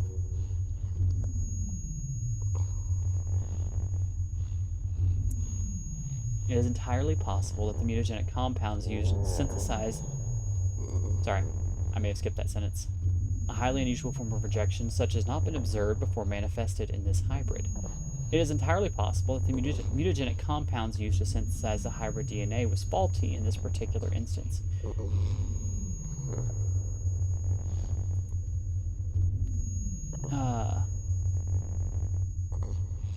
Usually with any rejection, there is a sign of initial bonding and then breakdown, but in this case there was absolutely no bonding attempted whatsoever. Given the thoroughness with which we create the DNA, I suspect that the centrifuge machine for this particular batch was faulty. Repair and a maintenance check of the machine is ordered immediately. Recommendations: destroy what remains and also destroy the fetus.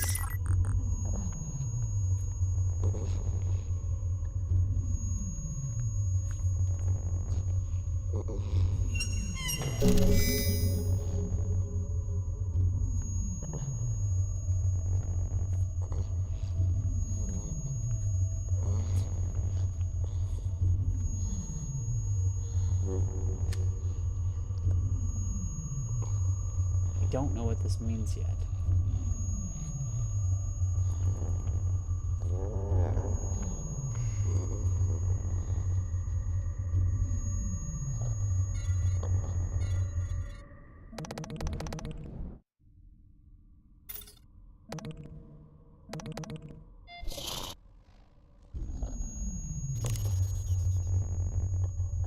We got a liquid nitrogen canister.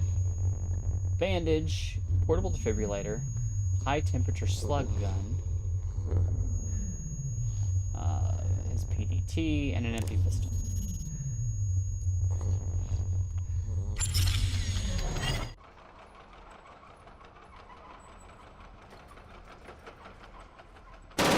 Oh, I got shot. That's what I was afraid of.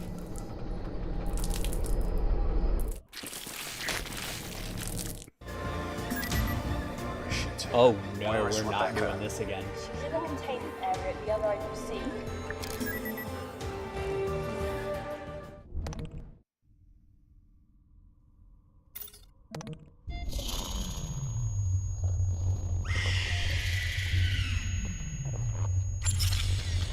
Alright.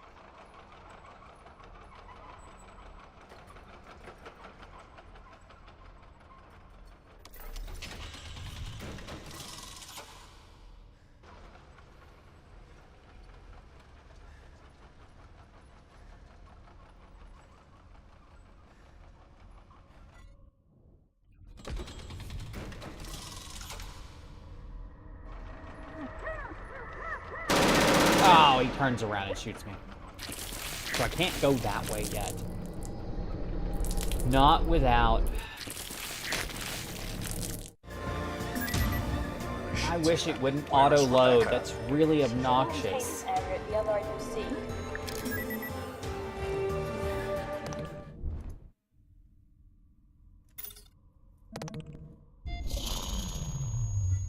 Alright. Look at what we've got to work with.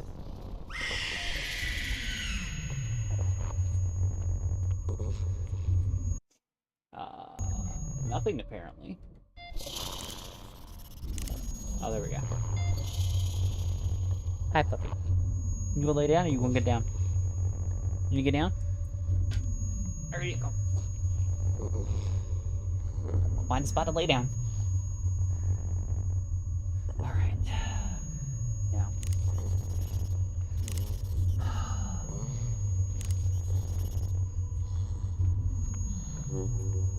see me as long as I stay in one of these side tunnels.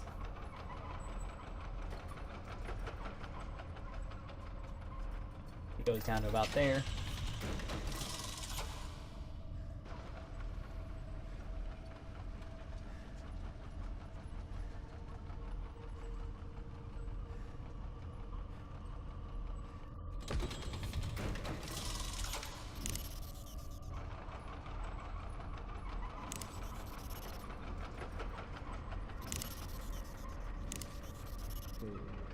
Story panels damaged in section 1991 as Julia Willow to protect this engagement.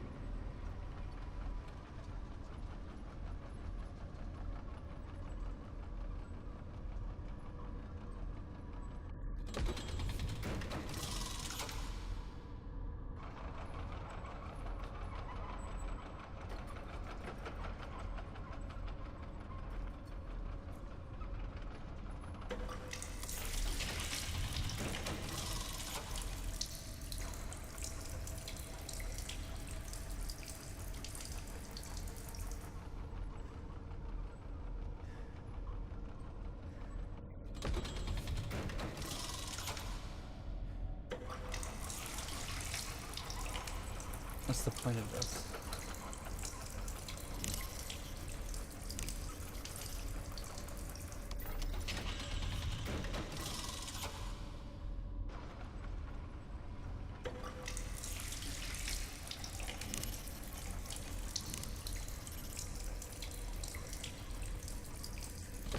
Oh, I see.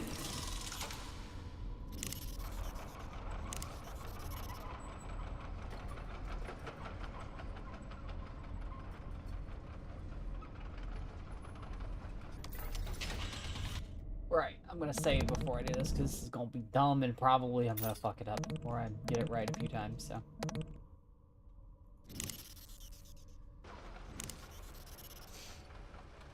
Fuck it up a few times.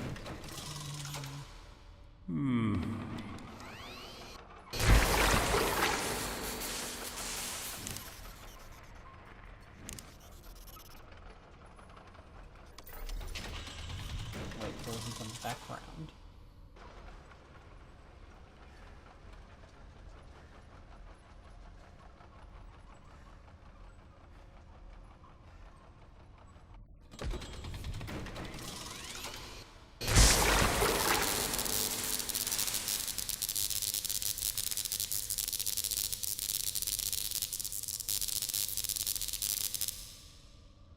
Black void, a shapeless maw of the unlit. A lot scarier things than an empty void right now. Hi there, Zig. How are you?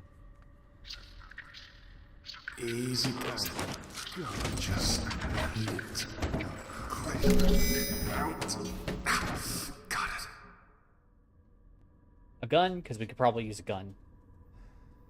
I'm just saying. Of course not. No gun.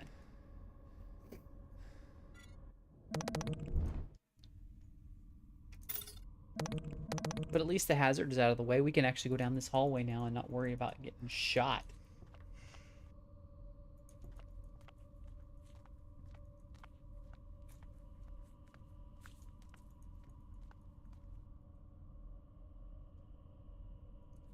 Oh. I see.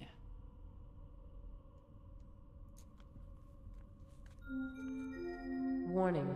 The oxygen atmosphere generating system is no longer functioning. Product failure is imminent.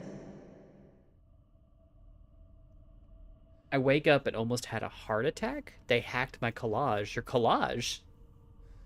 Collage of what?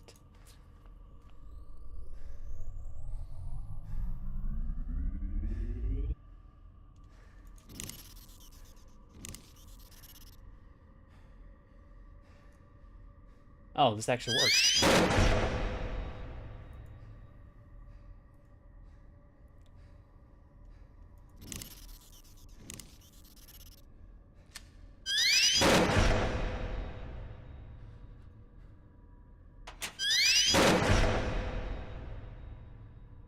Doesn't appear to be having an effect.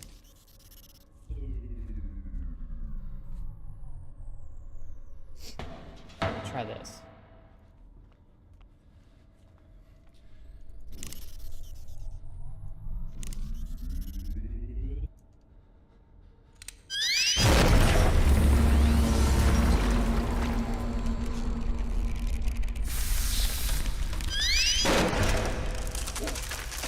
Another shot breaks it. Oh, your college. I thought you said your collage, and I was like, wait a minute. Who hacked your college? And now I'm even more curious. There was a like a major hacking going on. Oh, this is cheerful. Wonderful.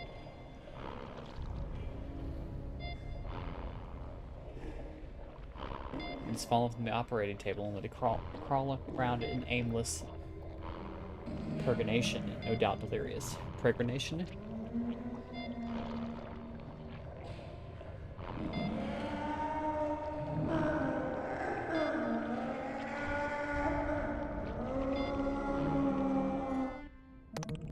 I have a feeling there are new hazards in this room, so I'm going to save again.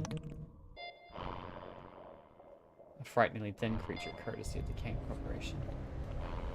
They're almost human, especially their eyes. Don't get too close. IDK the total screen, a new password like that will help, right? If they hack their way in, it's changing a password's not going to do much, but it's all that you can do, and hopefully, you know, this game looks like Signalis. There's a lot of the same influences there. Signalis is later than this. This is from like 2015. But this is like in that same era as like, this is later than Dead Space. Same vibe as like Dead Space, in my opinion.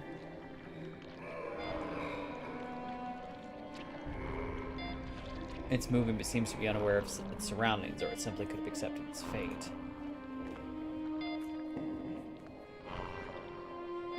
Notice. Man maneuvering unit is awaiting input and instructions. Both bodies should barely show signs of life. Another hybrid.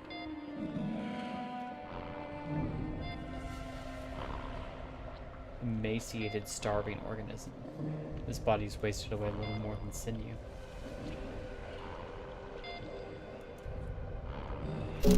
Bone mending glue, I'll take that. Healthy organism. This creature strains at its bindings. It seems healthy, though judging by the fury in its eyes, it's far from pleased. This shit is straight out of the eugenics war. I taught this in my history class. This is All of called this Stasis. research will be lost. Does that mean that this was for nothing? For nothing.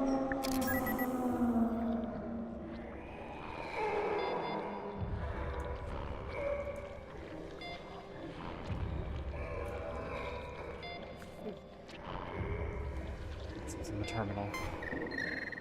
Oh, they named them. That's even worse, I think. 82509, Lana. Subject host, Tara McCormick. First Lieutenant, Marine Liaison. Subject observations. Host, as in the mother who birthed them. Rambunctious. Subject appears to have inherited her mother's powerful physical build and latent aggression. Lana has the markings of an excellent alpha female candidate. Recommendation, move Lana to a group cell, as isolation appears to promote irritability.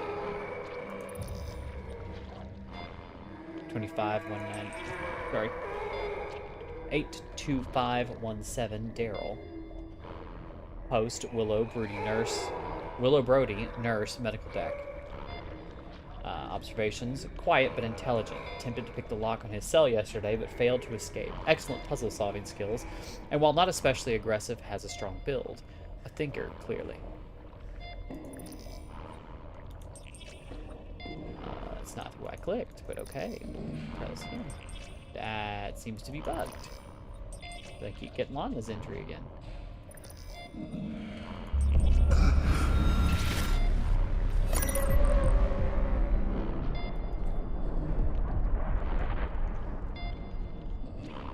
That was different sounds.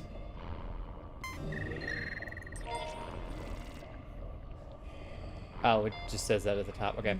Subject 82522 Frederick. Host Marie Maxwell, non-crew member, caterer from Phobos. Subject observation shows little of its mother's solid frame, but is a superb hunter. Stalks and learns tactics by observing the others. Appears to be developing a strong tactical mind. Subject 82599 Nay. That's what the noise was for, because I clicked on that and it popped that up on the screen. Subject host Ellen Marichek, space tourist. Subject observations. One to watch. Cunning, extraordinarily fast and dangerous. Appears to prefer isolation as attempted pairings result in fatalities. Takes the alpha role easily. Dominates the other novi. A definite candidate for Lana's mate. That's why he panicked.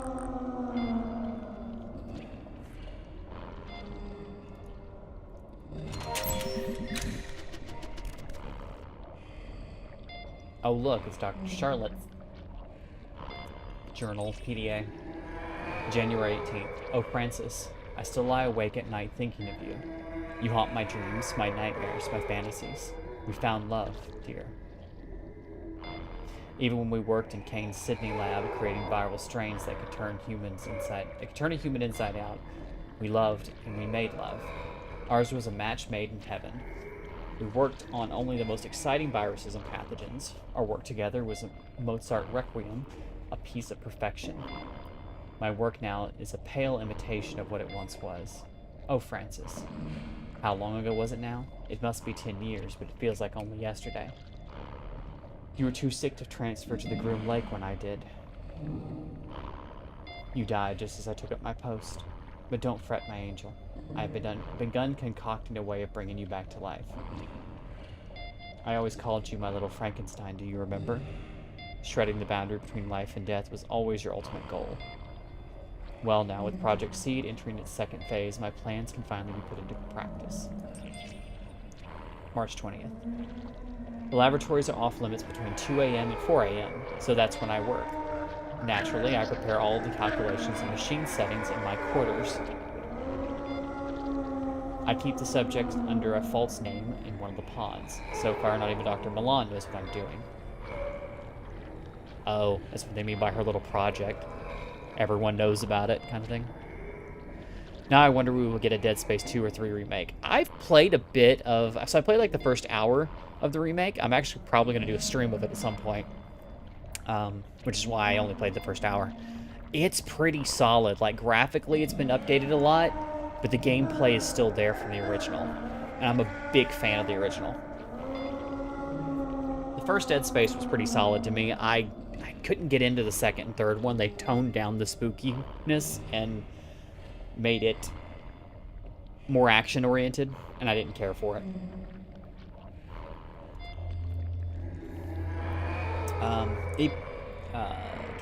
So far, not even Dr. Milan knows what I'm doing. Each major laboratory operation performed takes no more than an hour, and I always erase the machine records at the end of each one. I'm using your DNA, my darling. With the enhanced regenerative abilities of the genetic material we've already synthesized for Seed, you will be reborn, but you'll be impervious to physical degeneration, immune to sickness and pain.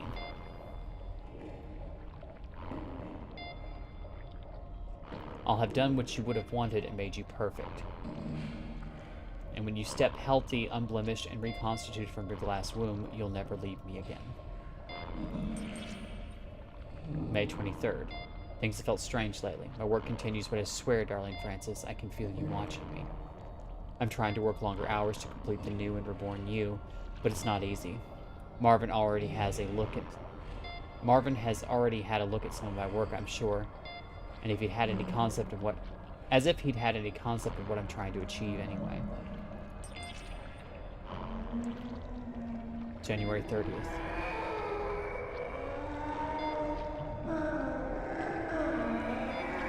I still wonder, my darling, why you cursed me as you died. You know it was an accident. I know you remembered that. It wasn't murder. I've never committed a murder, not even when we tested that pathogen on those troublesome neighbors. It was an experiment.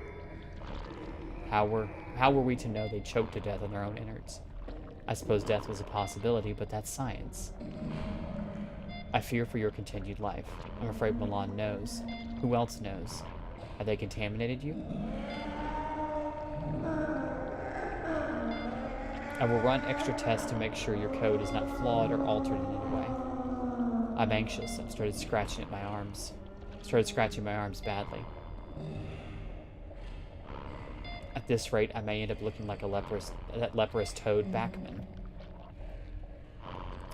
Yeah, no, I love how they added lore from the 2 and 3 remake. Yeah. Little bits here and there. December 29th. Oh, my dearest Francis, I have failed you. Milan knows. He confronted me about it directly. He wants me to make you just like them. I cannot have you crawling on all fours like some dog in the street. The very idea offends me. I will protect you with my life. You will be reborn. I swear this on my life.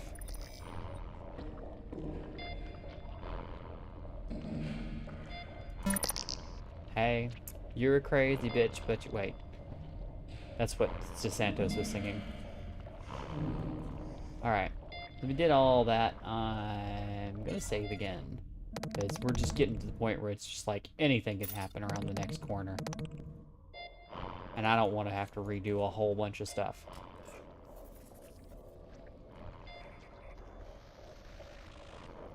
I have a feeling we're not going to like what we find in this room.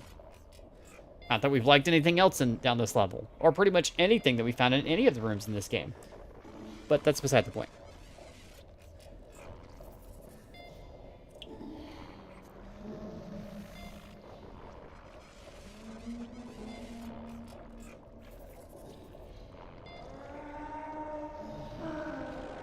Strapped down creature. The creature squirms at its medical restraints. Great black eyes and a sunken gray face glare with malice.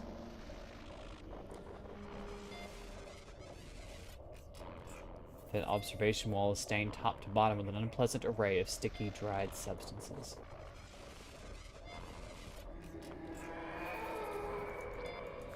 Well, there are 2 PDAs down there.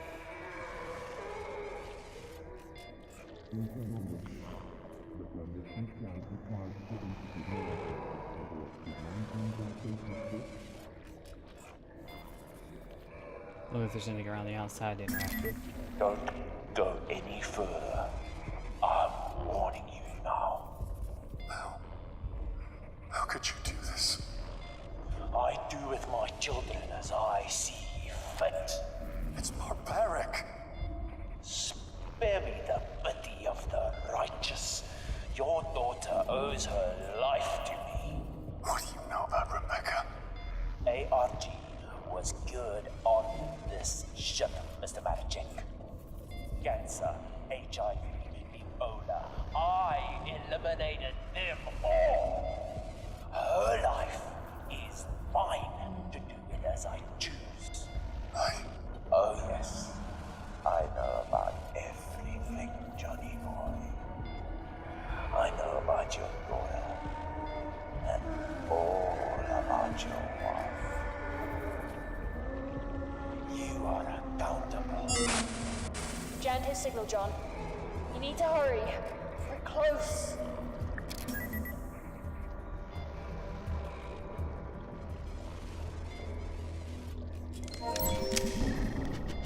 Oh, look. Dr. Milan's PDA. January 1st. The new year begins. The wheel turns, and Groom Lake continues to lead the vanguard of scientific discovery for all of mankind.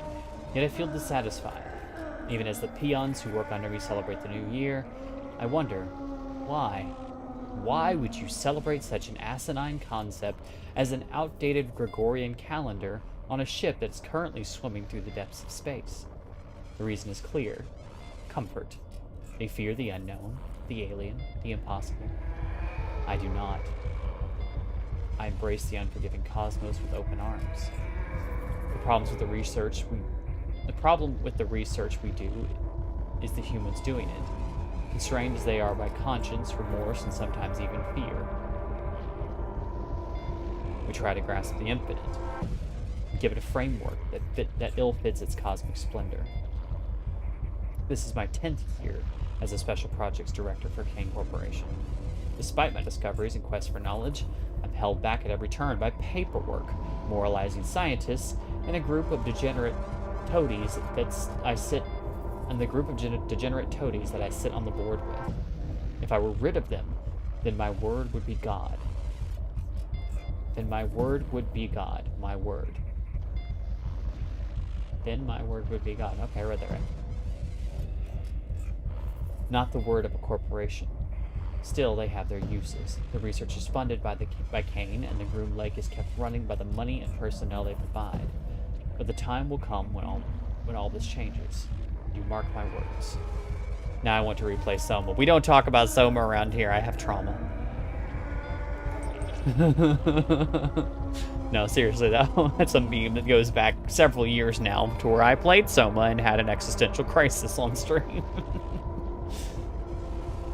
March 19th. I'm inundated with emails from all departments about the inconsistencies with storage and contaminated samples. The grand masquerade is sometimes more tedious than it's actually worth. Worst of all was Dr. Wei and that technician, Miss Callister, is it? I normally make short work of such troublemakers, but it hardly seems worthwhile. Troublemakers must be allowed to make trouble, because if they disappear, it legitimizes their claims, and somebody will always take up the fallen Crusader's torch.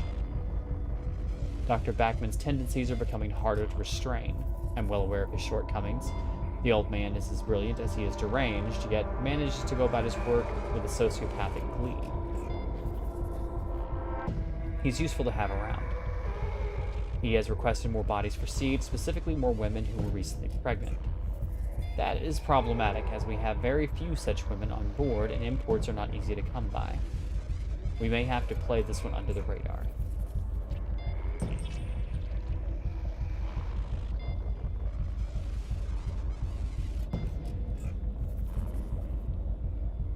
May 20th. That fool Dr. Gray complained yet again about his beloved insects becoming more aggressive as a result of the power outages. So what? Let them spill out onto the decks as far as I'm concerned. The importance of seed outranks the hydroponics project work by 1,000 to 1. I do like playing chess with Dr. Gray, of course.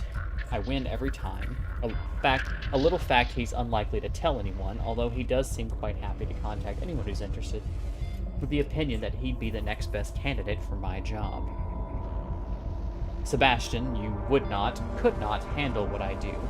If you believe otherwise, then you're as great a fool as I imagine you to be. When the day that I foresee comes, your rotting corpse will be under my feet, and I will laugh. July 4th. Dr. Williams is still under the delusion that I don't know about her personal research. Officially, it's illegal for staff to conduct their own research, but this is interesting. Recreating her dead lover in the form of a hybrid? Well, fascinating. If it works, I'll make use of it. If it doesn't, then it'll burn with the rest of the rejects. The woman is obsessed, and I know that DeSantos is playing no small part in feeding her delusions. I know her secret research won't cause me any problems. I would never have allowed her on Project Seed. October 23rd. So it seems contaminated waste from the corpse disposal overspill is contaminating the ship. It causes fungal growths, or so my various drones tell me. The fungus is a riveting proposition, though. While I'm angry at Dr. Backman for terminating more subjects than strictly necessary, these unintended side effects are fascinating. I intimated as much to Dr. Gray, and of course stoked his ego with hints at promotion and glory. He'll keep the fungus alive. The engineers want it destroyed, and I'm sure we can delay that. This experiment is becoming more engaging by the day, and I haven't even had to lift a finger. So while they clog up my inbox with demands and Rome burns, I plan to play the violin. We're more than secure here anyway. And this has a certain inevitability about it. I must record the daily developments as the experiment grows. November 30th.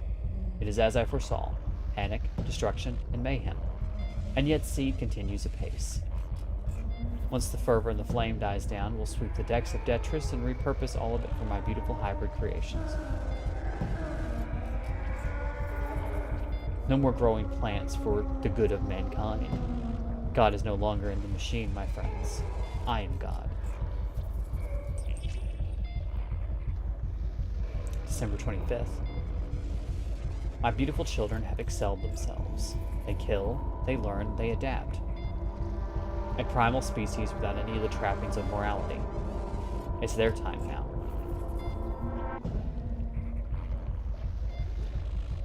They almost came to be once many years ago, but they were snuffed out by humanity, afraid of its natural successors. The systematic extermination was given a name: the Eugenics Wars. The public knew it as corporate warfare. In truth, it was a coordinated genocide. Humanity wasn't ready for Professor Jaron's astounding discovery and sought to destroy it. His work was not perfect, of course. That's where I came in. I spent most of my life as part of Kane, trying to access Professor Jaron's original work. Old Man Kane pushed me to the top because we shared an ideal: the utilization of science for the perfection of humanity. Where we differed were the methods by which this was to be achieved. Not that he had much more to say after I held that pillow to his face as he lay in the hospital bed. All for a higher purpose. Creation of our species from raw subjects will become impossible now that the crew are dead, dying, or unclean, but that's hardly an issue.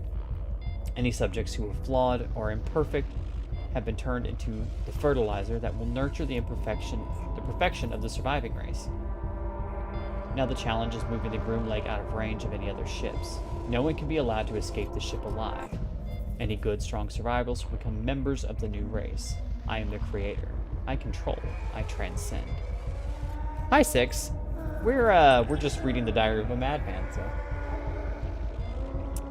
February 2nd. DeSantos, I am so very disappointed in you. A distress signal? I thought we were of one mind here in Seed. I'll castrate and destroy you for this betrayal. Your flawed body is hardly worthy of becoming one of my children, but for now, I must turn off this accursed signal. You cannot hide from me, Marvin, you drug-peddling little fuck.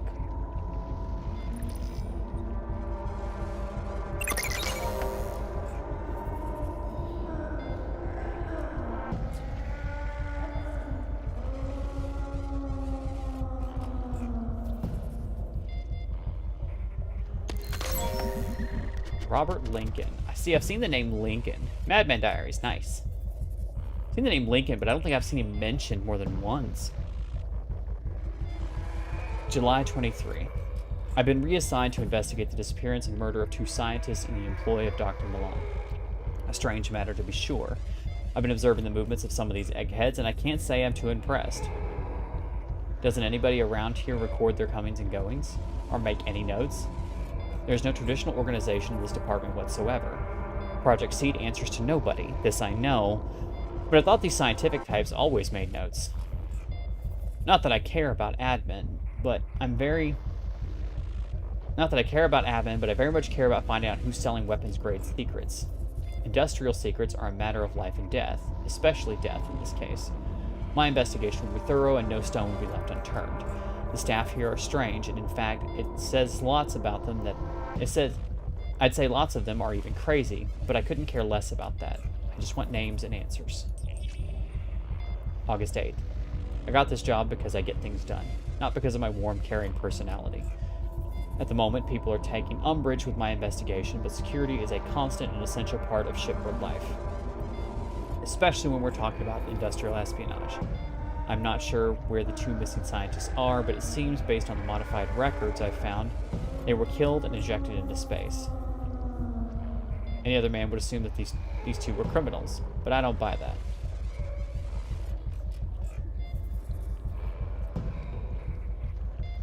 Let's see. So as far as subjects go, I've ruled out Charlotte Williams and Marvin DeSantos. Charlotte because she doesn't know where she is half the time, and DeSantos because he's just a smirking shit for brains. I'm confident that he's involved in drug dealing, but I will give him this. He's cautious and acts like a real ladies' man. But I know the truth. I've seen him rejected repeatedly at the bar. September 3rd. Since July, I've had to operate under the pretense that I'm an assistant. It's lucky that in my career I had some emergency room experience. The only other person who knows about my true purpose here is Dr. Milan. He's been encouraging. He constantly supplies me with information that I require for my investigation, and at times is a little over-helpful. Still, he seems honest enough. For the record, I'm well aware of the kind of man Dr. Milan is. I've seen his experiments with my own eyes. I've seen what happens when the bodies are disposed of in the burning fires of the furnaces. But he does what's required to justify the means. There are few men in this world who will do what has to be done. For that, I admire him. He told me to watch over Dr. Williams' experiments. It seems they're unofficial, and although I have prepared a report to Kane to have her removed from her position, Dr. Milan immediately overruled my request. I respect him, but to be honest, I don't like having my authority overruled.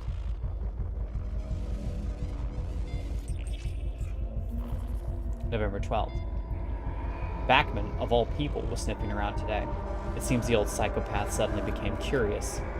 I asked Dr. Milan for further instructions, and he told me to incapacitate the old man. This I did. A shame I had to break the old guy's kneecaps. Honestly, I was hoping to slit his throat, but Dr. Milan insisted that he remain alive. Alive and in pain, but unable to move. I'm revisiting... Well, that's how he ended up falling down the stairs or whatever. Woke up with his legs broke and couldn't move for a month. I'm revisiting my earlier opinion of that DeSantos character. I still think he's a pathetic little shit, but now I believe he's partly responsible for some of the stolen information. He strikes me as an amateur put up to this by an outside agent. I'll deal with DeSantos soon, but first I've got to monitor his movements. Make one move, pal, and I'll have you. December 17th. Dr. Milan has earmarked me for one of his experiments. I know this because when I attempted to leave the ship to report to Kane Corp, I discovered that my access was restricted and blocked. I came back to my quarters and found Milan waiting here. He was waiting with two of those hellish critters he's created. I'm not squeamish, but those things make me nauseous. I'm currently awaiting what he calls processing. I suppose at this stage, I should make peace with God. I've killed many men in my life, and I'll never say that I feel remorse for it. And I won't give Dr. Milan the satisfaction of hearing me pray for mercy. My last notes on this affair are that Dr. Milan himself is at the heart of the events on board this ship. I was blind to it. I refused to believe that he was capable of creating such devastation. I always thought that scientists like control, but Milan breaks all of the rules as far as science is concerned. The leaked information, the fungal growth, the missing scientists. I'm beginning to suspect he even knew DeSantos was actually selling intelligence and may have fed him the information to sell. To what end, I don't know. I suspect it was because DeSantos kept Backman drugged to the eyeballs with whatever powerful stimulants he happened to have, so Backman could continue his work. I can hear the machines being turned on. I welcome my fate. At least I know I did my job for Kane Corporation.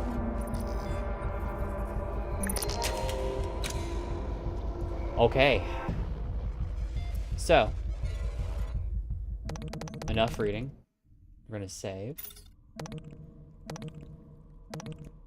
And we're going to take a look at these batteries here.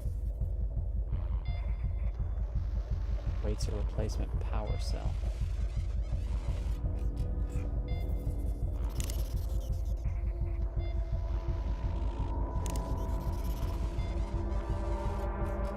Right, okay.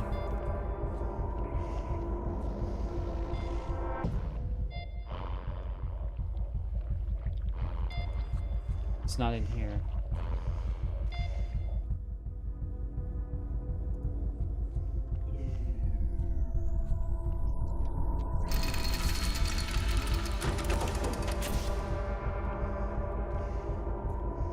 We need to go all the way back into the first room. Because whatever equipment we need.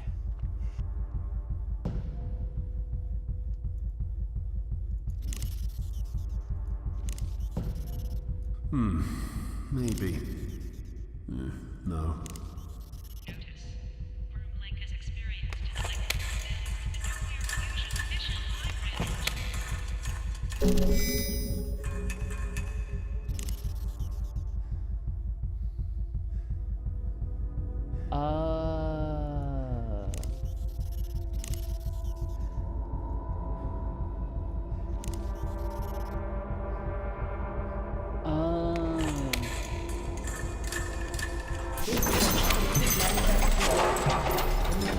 Power cell will result in power interruptions in areas adjacent to this node.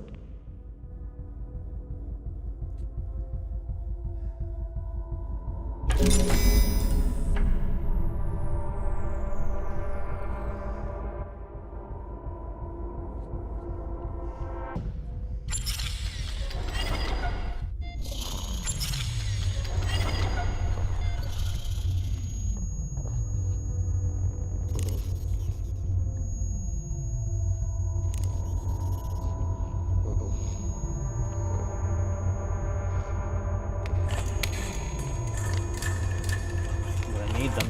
I'm not really sure why I need them, but I need them.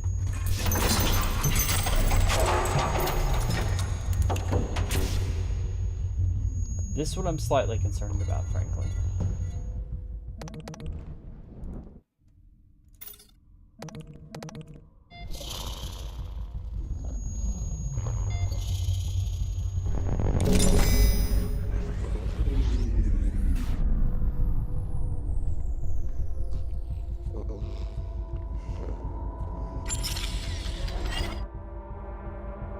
That's it? This is disappointing. This one's probably not going to be pleasant.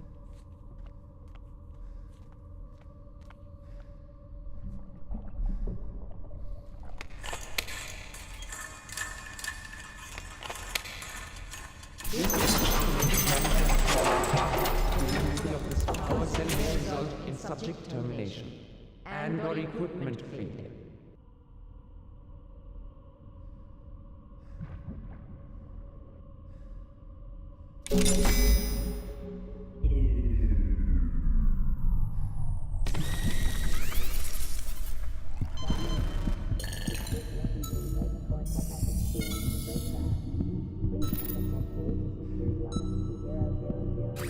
Can't move anything. Go to sleep. My baby. Don't worry.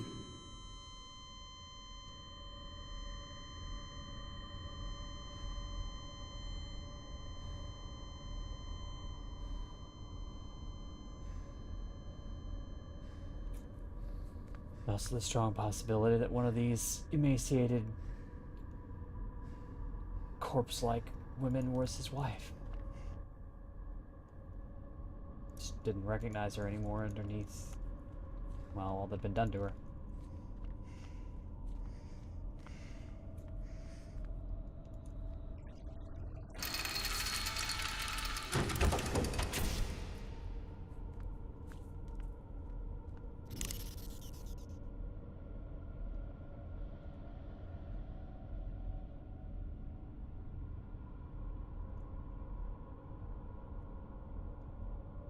I got 3 power cells.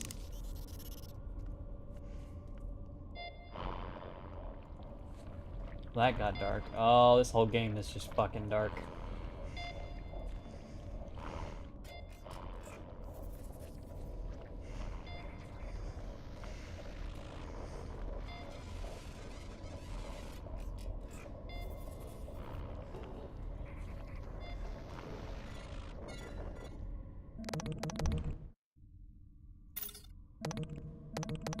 Alright. Plug our new toys into the machine.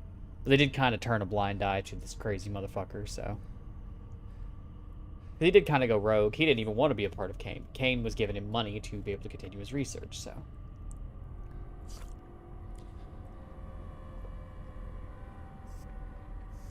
A mass of creatures, human and hybrid, huddled together in their final goodbyes.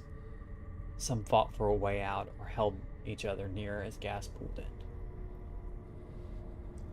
Deep gouges are cut into the wall. You can picture the poor souls clawing at the wall and screaming with what remains of their humanity.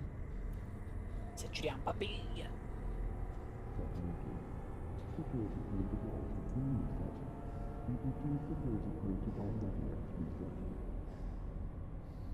Walls have been scoured and scratches. Broken fingernails are evidence of a desperate escape attempt. These creatures, frozen in fear as the gas crept insidiously through the vents, now lie still, twisted in agony. This chamber was constructed with the express purpose of filling it with a containable, noxious gas.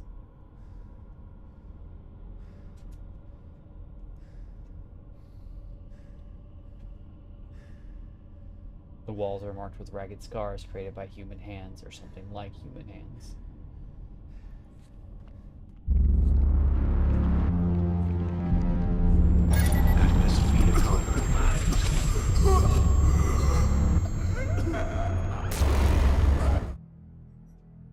Lucy, settle down. You want it down. Pull it down. Oh, hi, Dr. Mill. Hi, Doc. How you doing? Lay down. Mindful baby. It's an anxiety-causing game.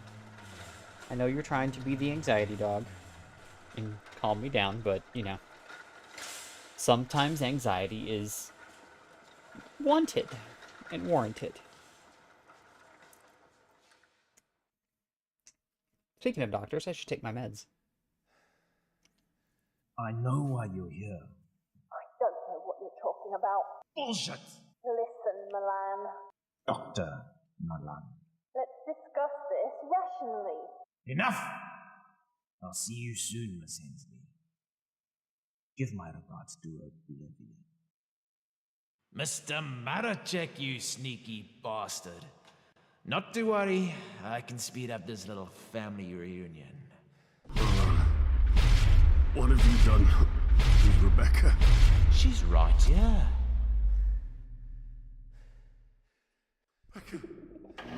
Rebecca! You took away my life's work, Mr. Marachek. Now let me return the favor. Cage 7 open.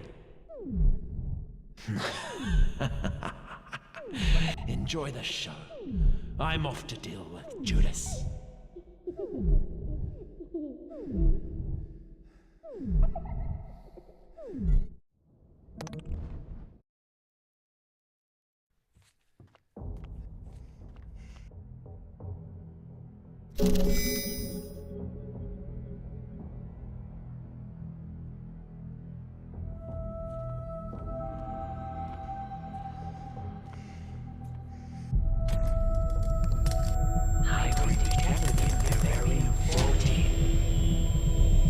Rebecca, no!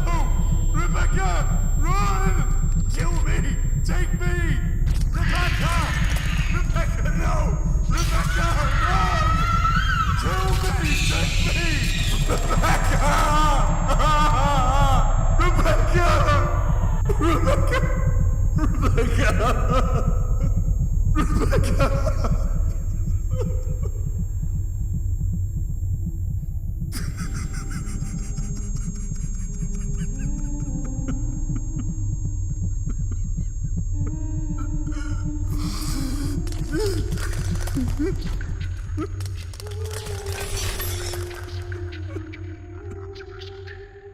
This once comforting toy's fur tufts are now stained with fresh blood.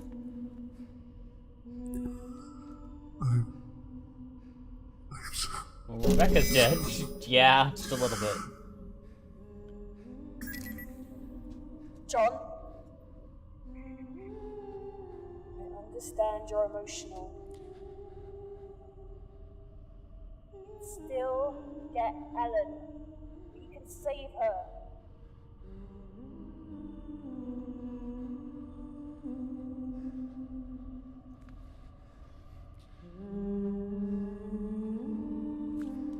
You need to put your daughter's DNA into the scanner.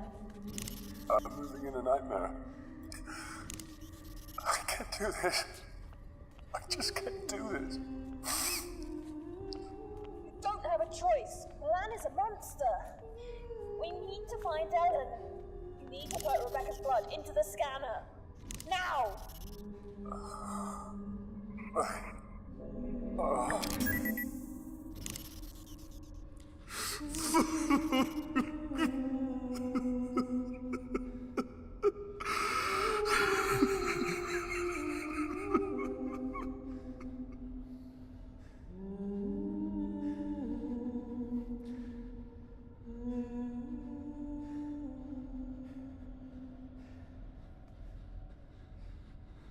DNA sequencing initiated.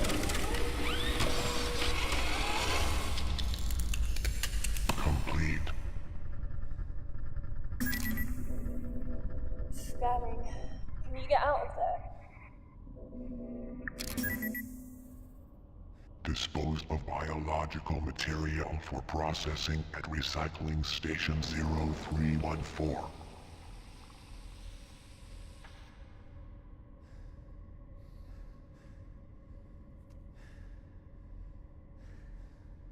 Don't really have anything to say right now.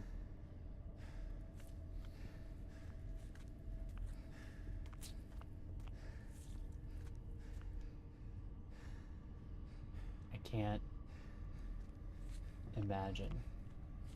Sleep now, my angel.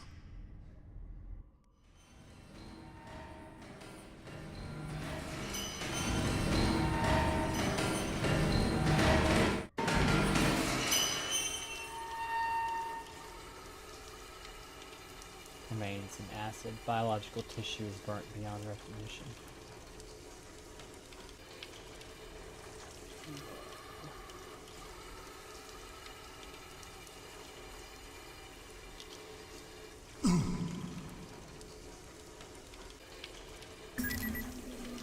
John?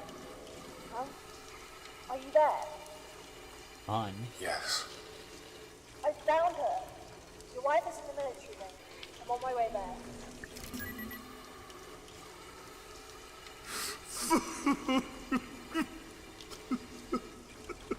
Oh god.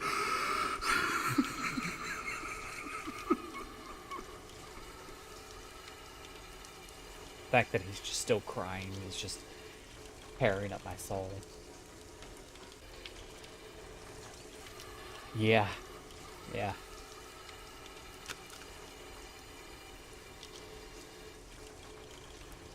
I'll take the glove. Check the PDA.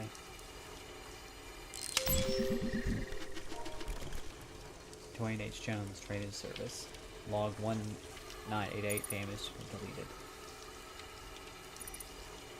Deleted or damaged. Abandonment. No feeling like it.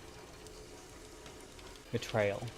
There's another one that cuts deep. To be betrayed and abandoned by your own family.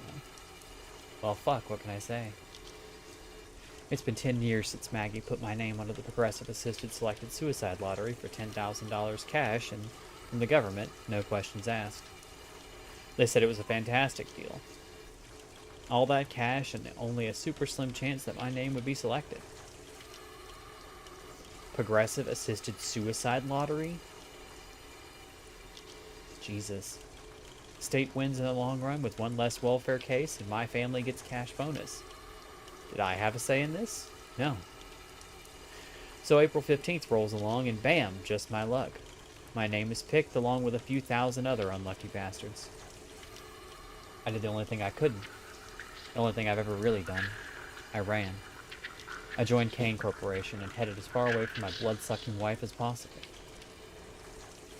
I worked my way up the ranks here. Level 3 gets me limited seed access, which means I clean up some weird and disgusting shit. But at least nobody talks to me or asks questions, so that suits me just fine. Who cares? At least I'm alive and kicking, master of my own destiny. Keeping that in mind, I've been stuck in this room for a few days, now with only the dead as company. Nobody's looking for me, but at least the bodies have stopped falling into the acid paths. That green goo is my way out to a better place. A sip of that shit and I'll be assisting my own goddamn suicide. To anybody reading this, please pass along this message to my wife. Fuck you, Maggie.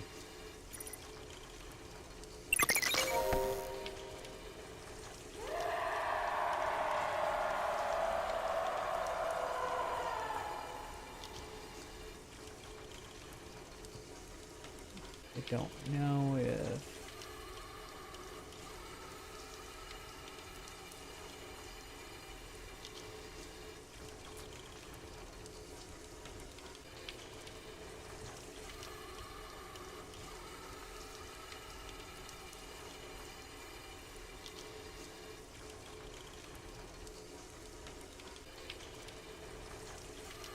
Floating white meat is plump and bloated while also blistering in the acid concoction. Is there like anything something I need to grab with the glove maybe, or... Because the glove's telling. I love that Dwayne here didn't have like a long ass list of like PDA entries. He's like, well, here's where I am. Normally I wouldn't even give a fuck about this kind of thing, but I'm just writing like a last will and testament kind of thing to let people know what happened to me. Respect, bro. Respect. No long-ass diary of how you know, did terrible things to everyone else on the ship or anything like that. Just, you know.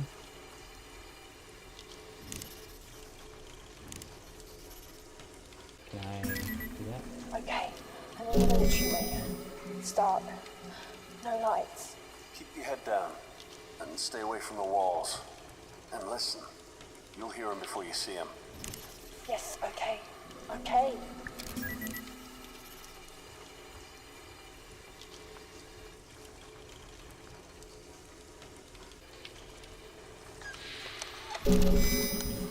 This feels a little counterintuitive to make these not resistant to acid. I feel like everything in this room should be resistant to acid, but, you know, that's my personal opinion.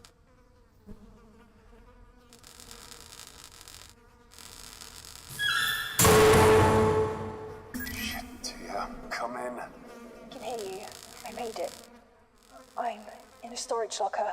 I don't think they saw me. I'll contact you when I'm clear. I'll be waiting. Warning.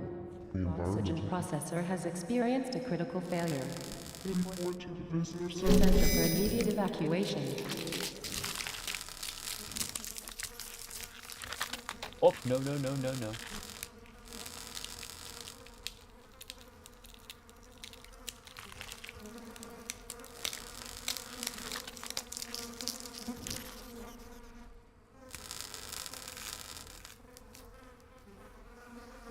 Crafted rubber. Excellent, that's what I need.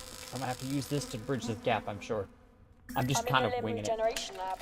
Her arms, legs. One step at a time. How close are you to Ellen? She's in a storage bay. 2 floors up. I'm close.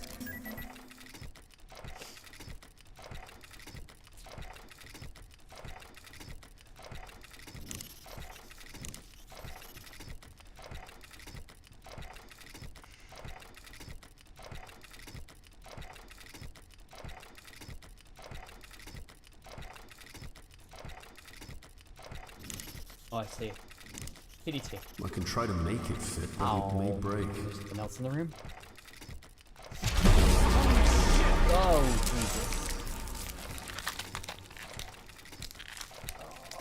The child-sized carcass appears soft and deflated. Brittle bones protrude, piercing the translucent skin at odd angles. That's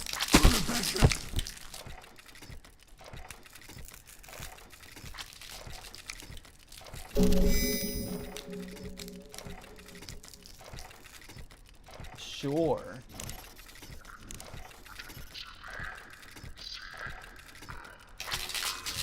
That works better than the metal tangles. The metal mess of wires and stuff to tangle that up. Sure. Okay, fine. That's... whatever. I think I'm just going to need the PDT is why it's making me keep it. almost at the hangar. John, I need to explain the situation. Well, Miss Hensley. And it looks like you brought a friend along. Milan, Tia!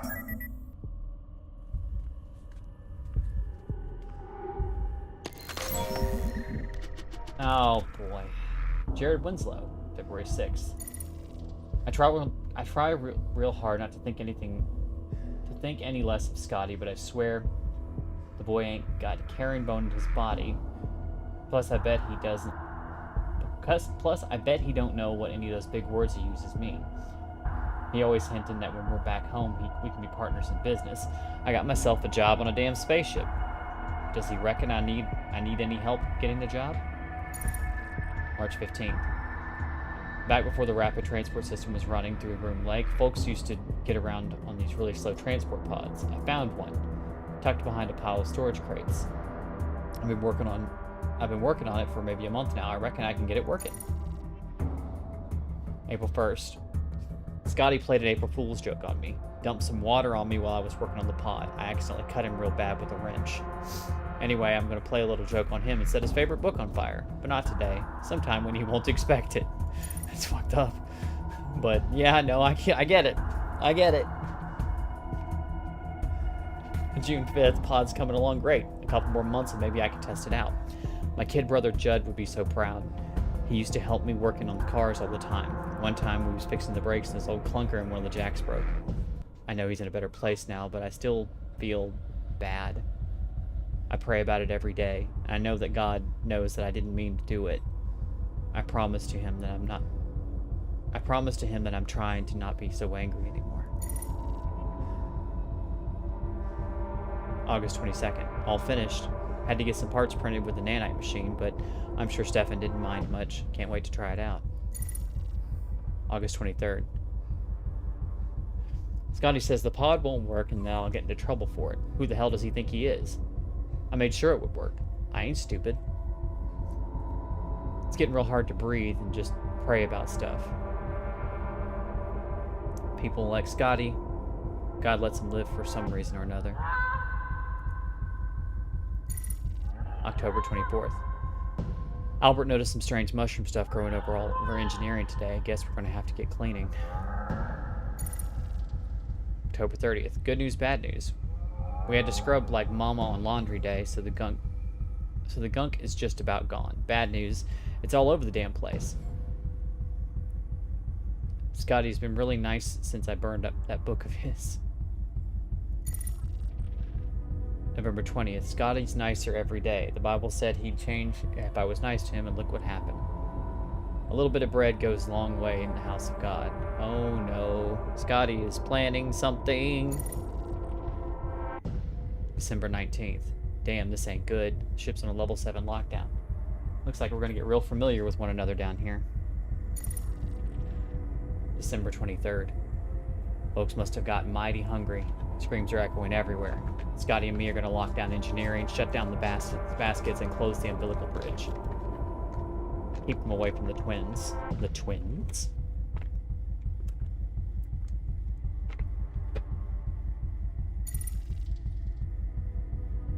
December 25th.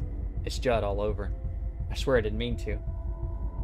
I couldn't get Scotty to shut up and stop making a ruckus. I just wanted him to shut him up. I swear I didn't push too hard. But for God's sakes, he was being so damn loud. It gets to where a guy can't take it no more.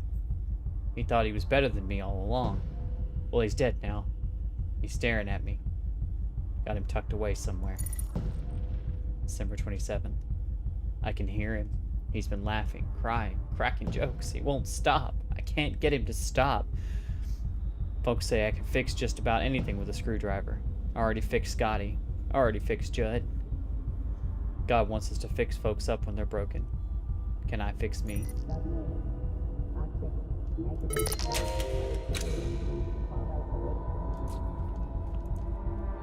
Right.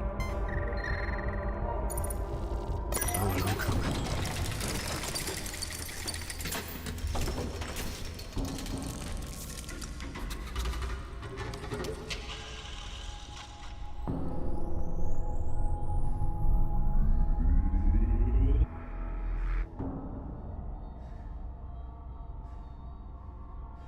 Look if there's anything else I can check out in here.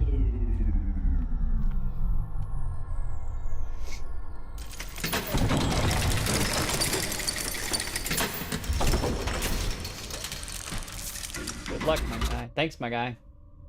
We'll Visitor Center expansion. Oh. Current location janitorial office disposal area.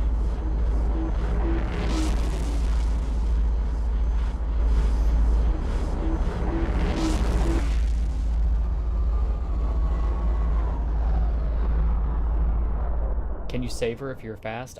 There's only one ending to the story, so. Oh my god. A hive. These creatures are following their base instincts. Breeding, eating. For Chelsea Bean on Parasite Sushi. Please proceed to gate 9 immediately. Smoking is prohibited for the duration of the evacuation procedures. Drink a Duke Cola instead.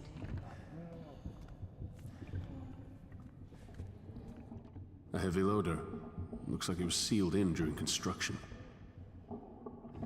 Never seen anything as disgusting as this place. Shit. I repeat, this is the final boarding call for Seed Level 9 employees. Thank you.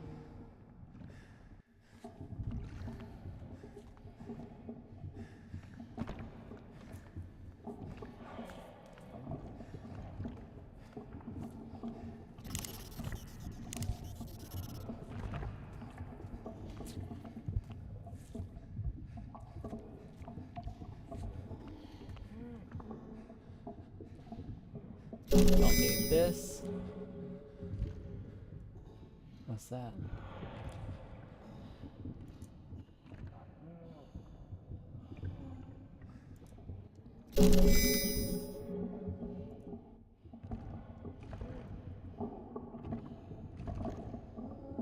Oh. Nice, sexy. Sexy. Wow. I meant to say 60. It came out like sexy, so I guess sexy 60 is your new nickname. Congratulations, Six. Have a good night, sweetie. I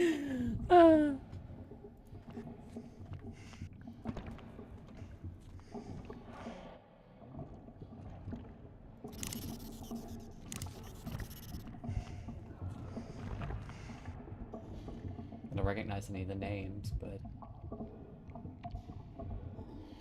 E-Touch.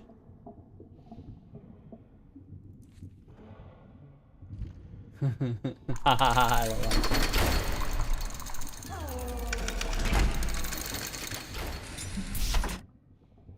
Guess we'll go to the visitor center expansion. I didn't see anything else in there. I can still access that panel, but I didn't see anything else to do with it. We're almost at the end, I know that much. Visitor Center, if I recall, was one of the final areas. Oh, well, stopping there was a good idea, because look, this heavy loader is not mired in gook. Announcement for lifeboat 8 through 25. Any passengers requiring special assistance to begin.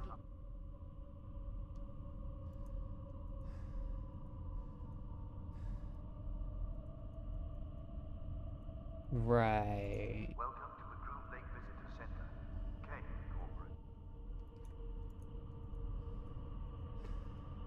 Retinal scanner. Okay, well, I don't think I have the eyeballs for this, so...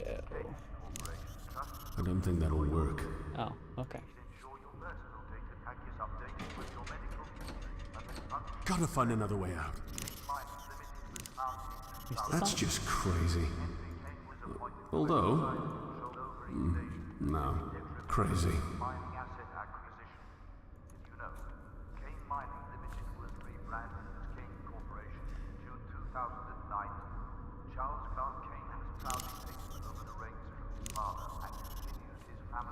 I don't think this will fit. I can try to make it fit, but it may break. I think that'll just break it. Come on, give me something. I must be missing something.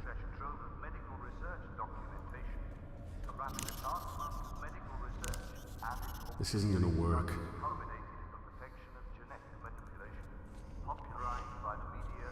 I must have missed something back there, because there's nothing else in this room that I can tell.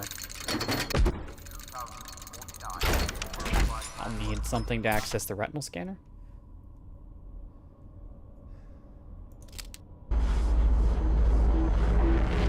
Maybe an eye from one of the corpses? I don't know. It's just getting more and more morbid, but at the same time, it's one of those get more and more desperate. So.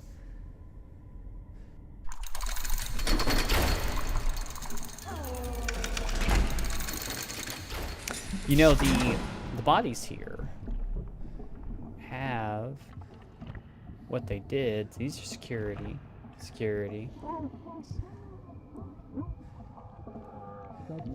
Has their jobs. Maybe I can find like a maintenance technician, because that'd be the thing I would think would have access.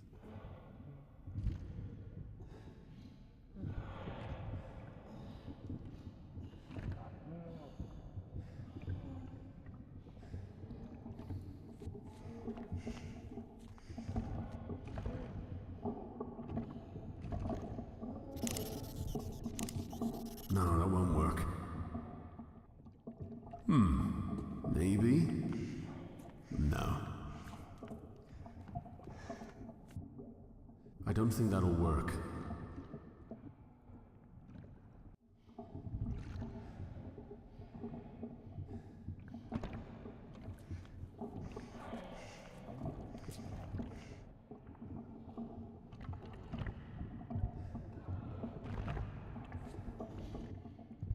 Oh, not what I wanted.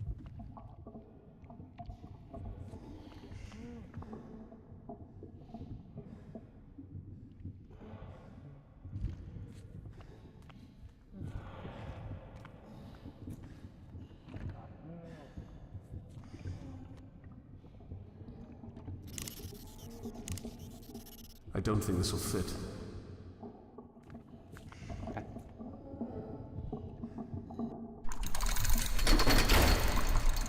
I think I know where to go now. I think I have an idea. He mentioned he hid Scotty away somewhere.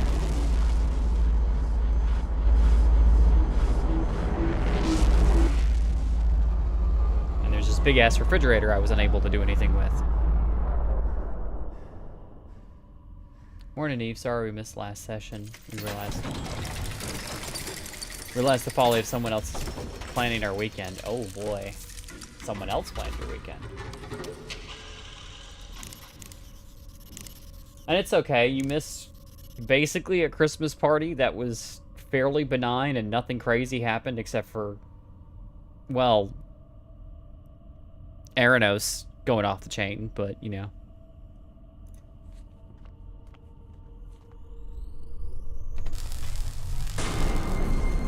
There we go. I see this where I stop the frozen. Oh, well, I wasn't expecting that. I guess we'll just take an eyeball. We can just use an eyeball. That's fine. That's fine.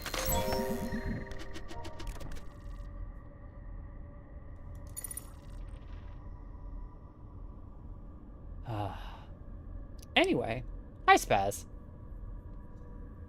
Jared would make for a useful business partner, but I can't even suggest it without him erupting into a fit of rage and beginning to rant that, quote, that ain't how it's done in my family. Does the man honestly expect to get anywhere without taking help from those more intelligent than he is? February 11th. Groom Lake has been a pleasure to be aboard thus far. Much more entertaining than being on Earth. Even my family's private island isn't this entertaining. Granted, there isn't much left to do now that all the indigenous animals have been hunted and killed. Space, however, is infinite. March 20th. I feel as though planning an April Fool's joke almost 2 weeks in advance is a little pathetic, especially when the plan consists of a single prank, pouring water on Jared. We got tickets to a high school rendition of the more hinged parts of Anastasia. Wait, the more hinged parts? So, like, more like what actually happened, or without the, you know, necromantic, possible necromancer, possible not necromancer that was killed multiple times but still kept coming back.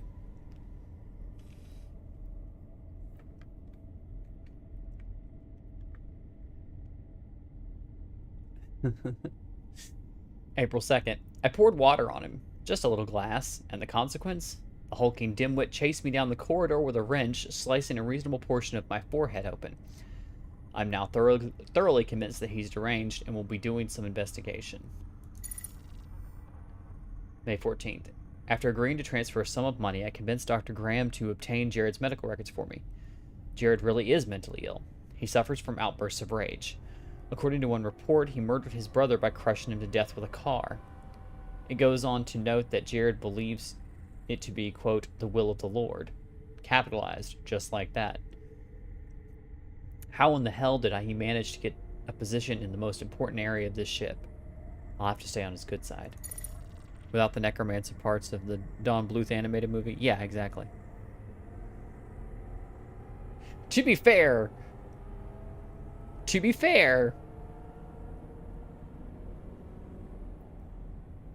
the real life Rasputin was, like, I know there's, like, logical explanations, but I'm one of those people that the I don't know, sometimes the legend is so much more interesting than the reality of it. The girl who portrayed Anastasia had some pipes on her. Oh, really?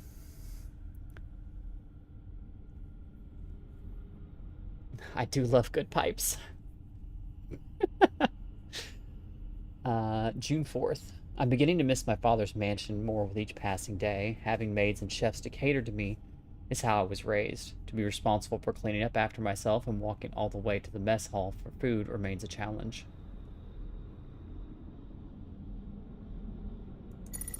So you're a little rich boy. Okay, I see how it is.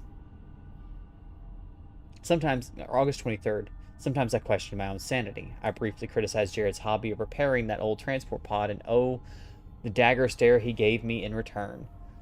What did I think I could possibly accomplish by talking to him about it? August 27th.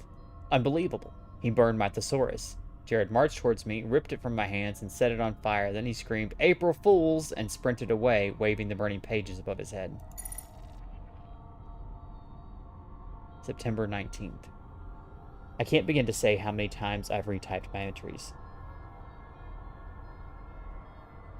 They feel not as good. There's a better word, I swear it. I would kill to get my thesaurus back. How can anyone respect me if I don't sound smart? September 28th. I give up. I ran into Dr. Graham today, and he remarked that I sounded like a less... Sorry, I've read ahead a little bit. I ran into Dr. Graham today, and he remarked that I sounded less of a pretentious asshole. Guess I should just talk like an ordinary person from now on.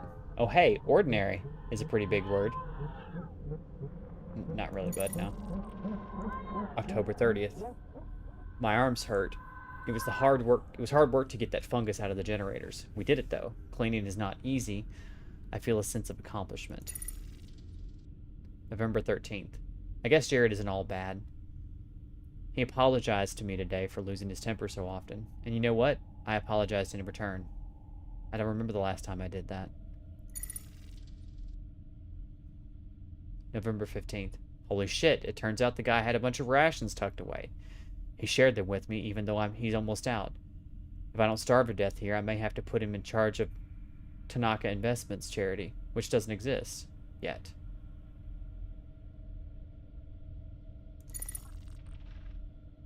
November 22nd. Rations are here. We have just enough food in the freezer to last us. We're far less hungry than the guys manning the twins. I have to say, I'm impressed. Not sure how those guys have the energy to keep us afloat with so little to eat. Those guys are titans. December 23rd. Engineering is now in total lockdown. We have to keep whatever those things are away from the generators. I don't think that we'll ever see the light of day again.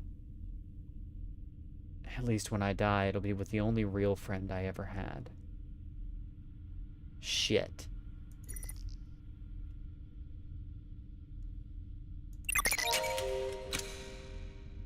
He may not have been, like, the best human being, but damn.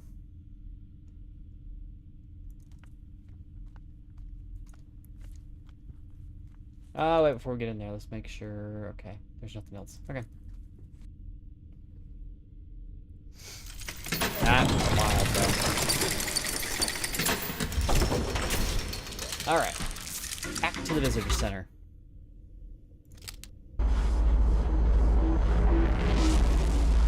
But yeah, you didn't miss a lot, anything relevant. Most people just kind of said their goodbyes and left, and, you know, except Glitch, who's still there.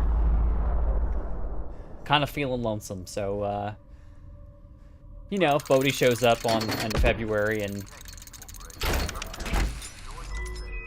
says, hey, what's up, Glitch? There's a possibility she might just give him a big hug and say, oh, all of my friends haven't left. She won't be quite that mushy about it, frankly, but she'll, excellent. She will be happy to see him, though.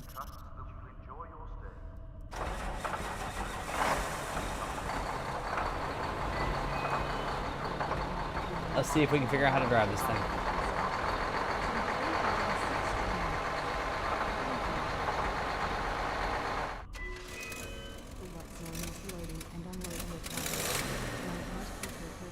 Prank them, John. What?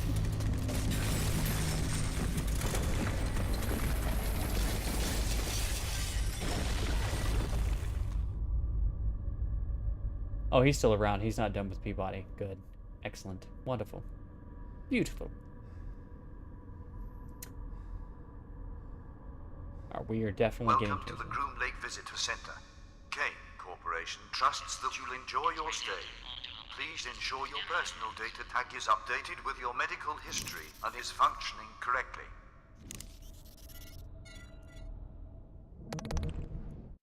Alright, we're going to save real quick. We haven't manually saved since that, so...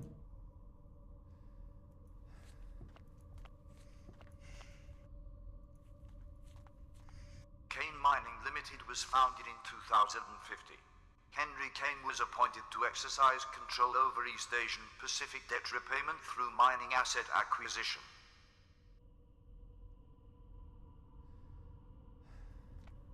Launched in 2100, the tower was 6,106 feet long. This massive nuclear fusion-powered ship was used extensively as a planetary mining platform. 15 years of atmospheric exposure resulted in a weakened hull and her decommissioning.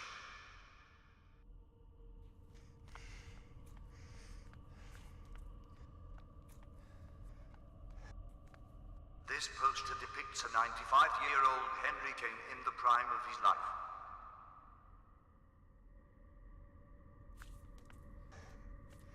Did you know? Kane Mining Limited was rebranded as Kane Corporation in June 2090.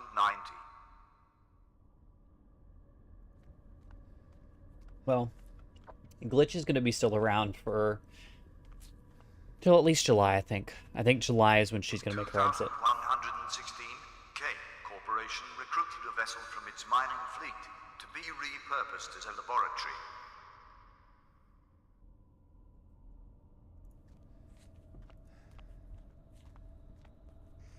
You can run. It's okay. I won't judge you. Henry Kane was born to an impoverished family in January the 26th, 2000. His mother Clara was a store clerk, and his father Edmund was a veterinarian.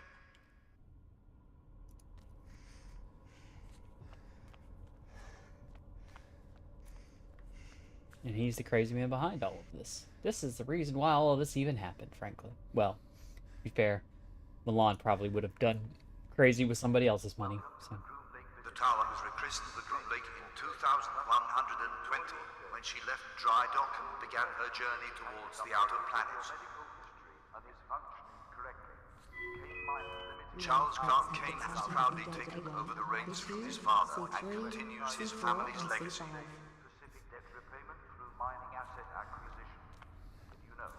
Kane 2077, a mile below the surface, Camp 571 in Japan produced a treasure trove of medical research documentation. Henry Kane was born to an impoverished family in January the 26th, 2000. His mother Clara was a store clerk, and his father-in-law was Medical research documentation, huh? 2077, a mile below the surface. A replica of a statue of remembrance that stands in Washington, D.C. Did you know? Henry Kane served in the military and was a decorated naval aviator.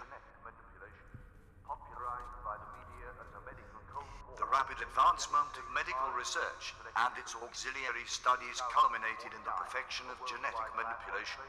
Popularized by the media as a medical Cold War, the eugenics age far exceeded selective breeding. In 2049, a worldwide ban was placed on unapproved genetic modification. Want to start talking about the eugenics war? Let's do that. Oh.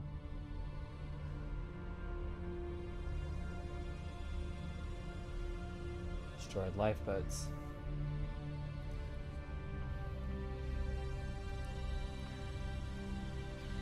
A player goals to get boating knighted and freeholding the Peabody. He may go out after next Christmas. Yeah. I'm really kind of looking for these next few months to be kind of a finale arc for Glitch, but I don't know what kind of finale. I don't think I want her to, like, trash. Yeah, somebody didn't want people escaping from here.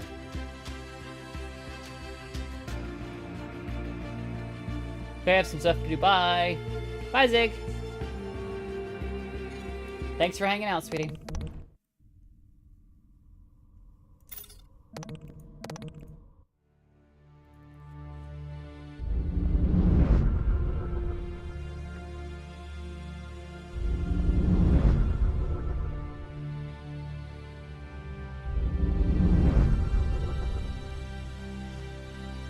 Without a family, man, alone in the world, trembles with the cold.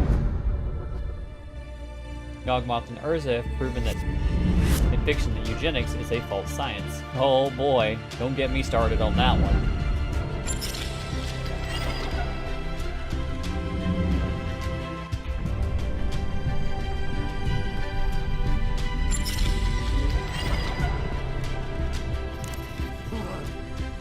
Murderer!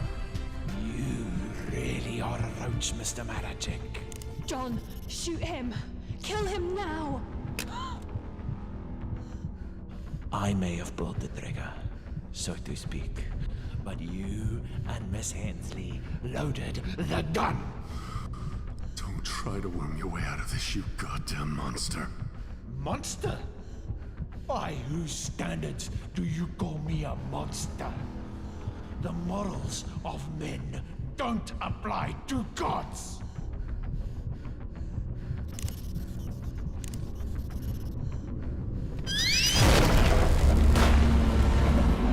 Oh. I guess it was too easy to do that.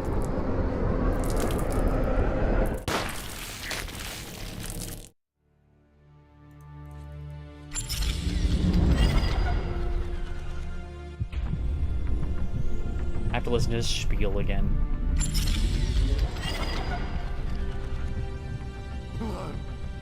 Murderer!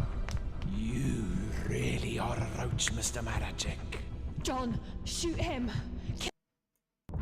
I may have pulled the trigger, but you and Miss Hensley loaded the gun!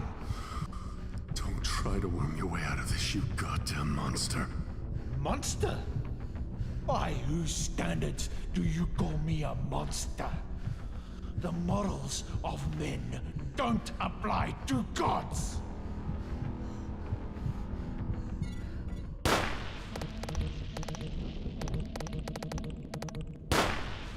Well, I'm dead. I guess I can't sit there and putz around too much after. Because I hit escape, and as soon as I hit escape, shot. Damn. Just gotta be quicker than he is, I guess. One of those cocky German mid-century scientists helped prove it's not real either in our own human history. Yeah. Tia, grab hold of something!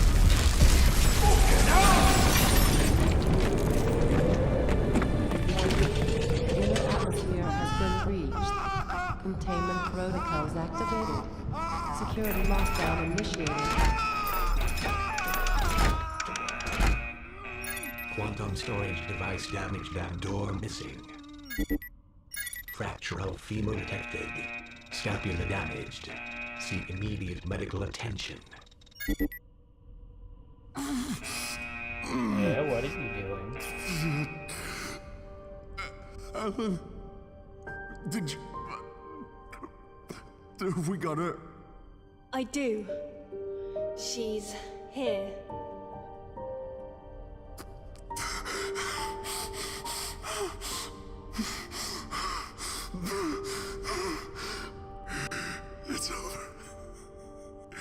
It's over. It's all over. It's over. It's over. It's over. It's over. I'm sorry, it wasn't supposed to end like this. Waking you was a mistake, John. But I'm happy to have met you. I don't understand. Tia, what do you mean?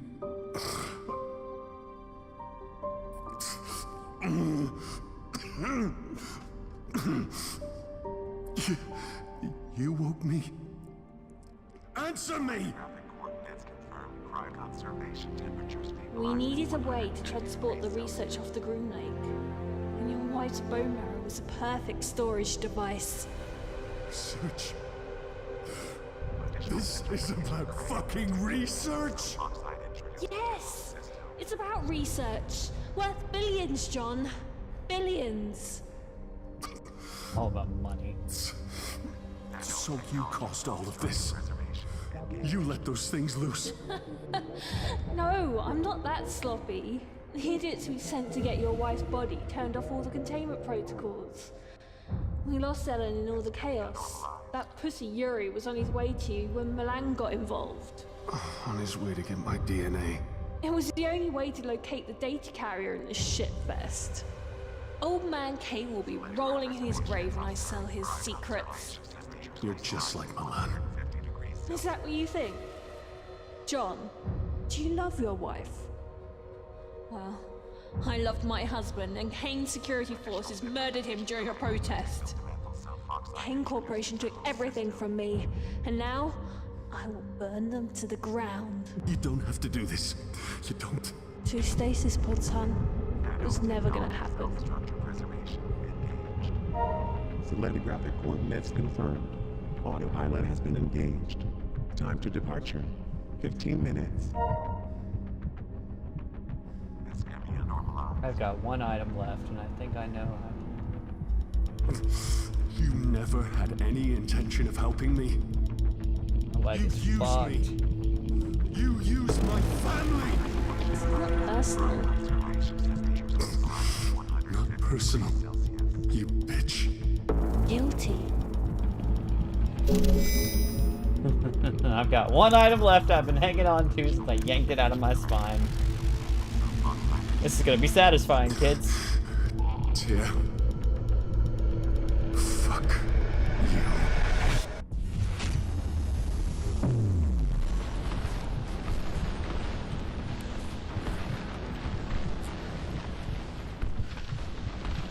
What did they redo? They reset all of the things in the ship, all the guns in the ship to target PDTs instead of, This vessel has been cleared for departure. Unfortunately, that also took care of the, got rid of the stasis pod.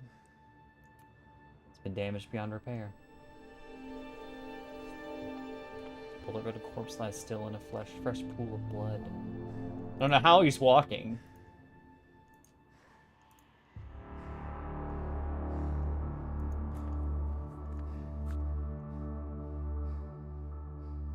His leg was like bone was sticking out of flesh.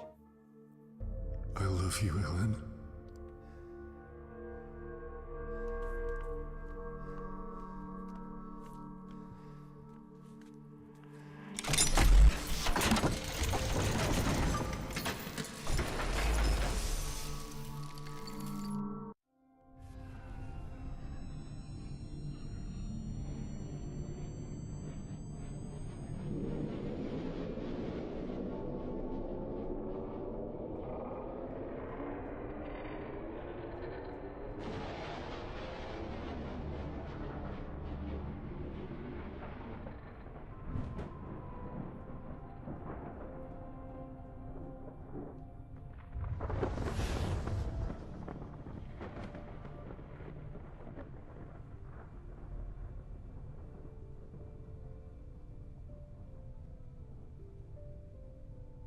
The one tiny, tiny silver lining, glimmer of hope.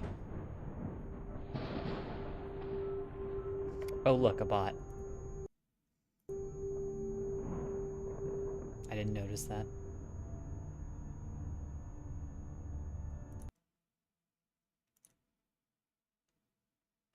Fan.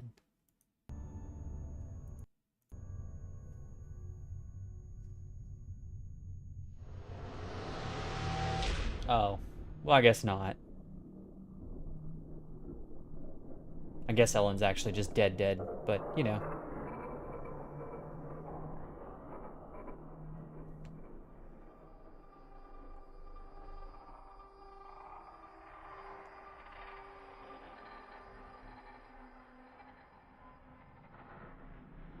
And John will most likely die on the ship. So that was Stasis, guys. That one does not have a happy ending. You should just get excited, though, because there are 2 more games. As far as I know, neither of them have anything to do with John. I know the second one doesn't. The second one's technically a prequel, I think? But, yeah. The next one's going to be called Kane. It was actually released as a free-to-play game. Like I said, it's kind of a sequel-ish prequel. I don't know exactly where it falls in the storyline, but it was very similar to this. Your character wakes up on a ship just in the middle of nowhere. No idea how they got there, and she's pregnant and has no idea how she got that way. Because last she checked, she wasn't. So she's quite pregnant too, like about to pop. So that one has a little more dialogue. They didn't tell as much through like PDAs like they did in this one. This one's a little rough around the edges because it was their first project in this regard. I wish it had been more voice acted, but it wasn't. There's a lot of reading, and I had to narrate it all myself, but, you know. Still great storytelling, in my opinion.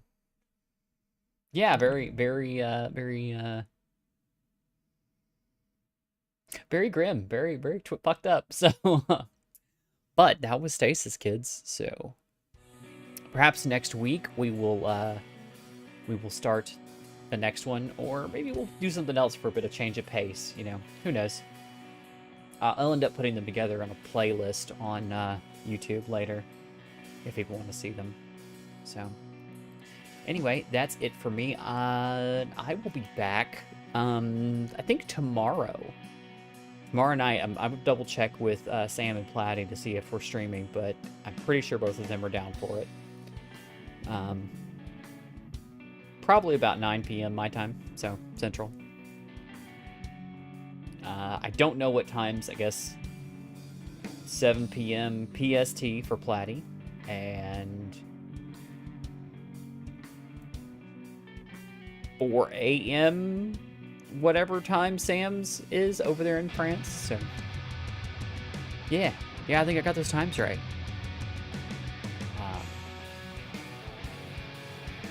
So, ladies and gentlemen, boys and girls, thank you for hanging out with me. Thanks for watching. If you like what I do in this channel, share with your friends. If you like my awesome intro music and the music playing right now that was done by my friend Momo the Savage. If you like my amazing avatar, it was done by my friends Kefki and Blue. You can find all of their links down in the description below. I'll be back tomorrow night, probably playing some RuneScape. Hopefully, fingers crossed, it works this time and I don't have to, you know, throw OBS into the garbage and figure out how to do streaming without it. That probably won't happen because that sounds like a terrible proposition. So, you ain't gotta go home, but you can't stay here, so everyone have a good night. Bye.